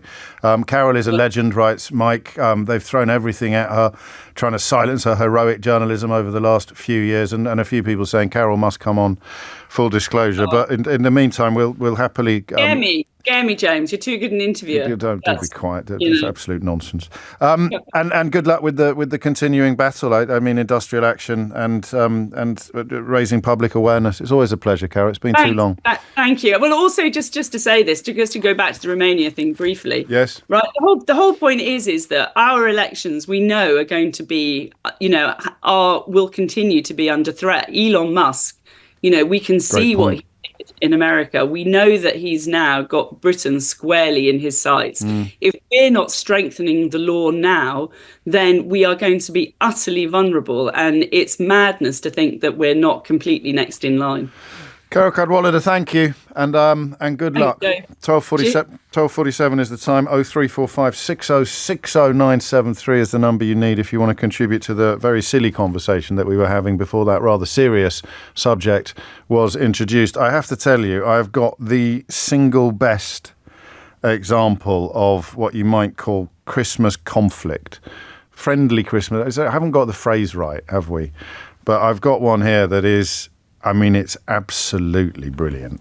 James O'Brien on LBC. 12:49 is the time. Friendly festive friction, suggests Judith, indulging my fondness for alliteration. Quite a few of you asking about round robins. We haven't done round robins for years. Keith, how long have you been on the programme? In your own time. There's no one listening. So 5 years, 6 years, 5 years. 5 years. And you don't think we've ever done round robins on your watch while you've been in the room? So that's how long ago it was. I feel we've done one. I think it's a bit more recent than that. I always found it a slightly tense feature. So it was hilarious. What we would do is, the round robin circulars that sometimes appear in your Christmas card. They're very much a dying breed. They are always incredibly boring. And no one is remotely interested in how your grandchildren did in their GCSEs or anything like that. Especially not if this is people you met on holiday 24 years ago and the only contact you've had since is the annual exchange of Christmas cards. So I found it hilarious. But as soon as somebody says it's a bit mean or a bit cruel, there's a little bit of me then that can't ever quite enjoy it in quite the same way. So I tried then to kind of ensure that no one who'd written a round robin would ever know that we'd all been laughing at it live on national radio. But, it wasn't national radio, you see, when we started. So we could do that. You could say, oh, don't worry, they live in Yorkshire. And you go, all right, fill your boots. This is when LBC was confined to London. And then I think that's why it withered a bit, was because I started feeling a bit guilty about someone who's gone to the trouble of putting this stuff together. Oh, the March was a big month for the allotment. That kind, and you. So I don't know whether or not we can come back to it from. I don't know, without feeling that we're bullying. Actually, it's a bit mean. A bit mean. Is it mean? Is it a bit mean? Anyway, back to the phones. But first, this is absolutely fantastic. Talking about friendly festive friction at Christmas. Might do this next Friday as well. Friday's friendly festive friction. Hi, James. My wife's family. You ready? Like to let their dogs lick the dinner plates. And whilst I love dogs, I just can't stomach this. So at the end of dinner, not the beginning. So any time I go to eat at their house, not just at Christmas, I now bring my own plate and cutlery. I bring my own plate and cutlery to Christmas lunch. I have had some abuse for this over the years. I'm with you, Puck, all day long. Absolutely all day long. I don't know why, but I don't want that. I don't want to eat off that plate. The dog was licking it yesterday. Anyway, Daisy's in Bounds Green. Daisy, I bet you can't remember. You've been on hold for about 4 hours. What would you like to say? Well, first of all, James, I'm really sorry I'm losing my voice. That's okay. I don't know what you sound like the rest of the time. Well, that's true. Love your show. Thank you. That dog dinner thing's just made my stomach turn a little bit, James. That's it's gross, isn't it? It's absolutely gross. Yeah. What was I going to say? So we host Christmas every year, and the whole asking for money thing, doesn't sit well, but it's starting to get quite tempting, James, because it's all adding up a bit, and Fair enough. no one ever offers to do anything apart from my parents. Hang on. There's some unfriendly festive friction. So your partner's parents don't do anything. Well, we have to ask. Siblings? Don't offer. Nothing at all. Well, how have you ended up in this particular position then? Well, we've got the youngest kids, so it was easiest for us to host at first. Yeah. They wanted to be at home with all their stuff. Yeah. And obviously we could have a bit But not of a drink. anymore. But now it's a bit like, well, we're doing it every year, so it's not as though we go to someone else's the next year. You feel taken for granted? A little bit. And there was one year where we asked someone to bring some alcohol, and they went, well, I won't be drinking. And we nearly said, well, you will be eating the turkey, though, and you haven't bought that. So. I'm going to go out on a limb here and say that would be your husband's sister. Oh, James. You're very good at this. I'm the family whisperer. That's what I am. I don't know why. I just had it. Just I knew it. Well, let's hope she's not listening. Or I hope she is. So what would you do? Would you say just every year, maybe people could chip in this year? Would that? How do you broach the subject? I don't know. It's so awkward because I love hosting and we like doing it. Right. But it is, this year it's probably more expensive than ever. Yeah. So people do bring stuff, but then. That's the other. I know you were saying about people do things differently. Obviously, there's certain things I want to have, so I'm going to get them myself. And then you don't just want people to bring booze in general, because what if it's not something you like? Exactly. 6 bottles of Warnick's Advocaat. There you go. I think you've nailed this in the sense that the people with the grievance are the people who have ended up, for whatever reason, doing it every single year and feeling that it is not properly appreciated, that's a horrible position to be. I've got no idea what that would feel like. Yeah, and that's not fair, and that might be the circumstance. Because you could say, well, why do you do it then? You say, well, because I do. I can't not do it. It's just what we do. But then the coming out of it, out of pocket and unappreciated, I think even more. If people were incredibly grateful and made a fuss of the hosts and the chef, then I think it would be it'd be a different proposition entirely. I feel very blessed actually listening to some of these other stories. Thank you, Daisy. 12:55 is the time. I did a lovely full disclosure this week with Sean Keaveney, who, like me, is a radio. I don't know. I can't call myself a radio legend, but Sean is a radio legend, a radio anorak as well. Someone who loves radio, and it was a real treat for me. He's a really, really lovely man, and it's a lovely interview. And oddly, we recorded it on the day that we had the big conversation about adult diagnosis ADHD, which is something that he has done. So we spoke about that a bit as well. My memory of it is that I was a pretty compliant kid, really. And that I didn't enjoy it much though, not till I was about 14. I always found school a little bit like, but then let's be honest, most kids are probably ambivalent at best about school, aren't they? But I didn't find my tribe, until I was about 14. Once I'd done that, it was great. But the early days were, and I think I was looking back. I think I was a bit, because I had a bit of the old ADD. Yeah. If a klaxon goes off when you mention that these days, I did struggle with a lot of aspects of school.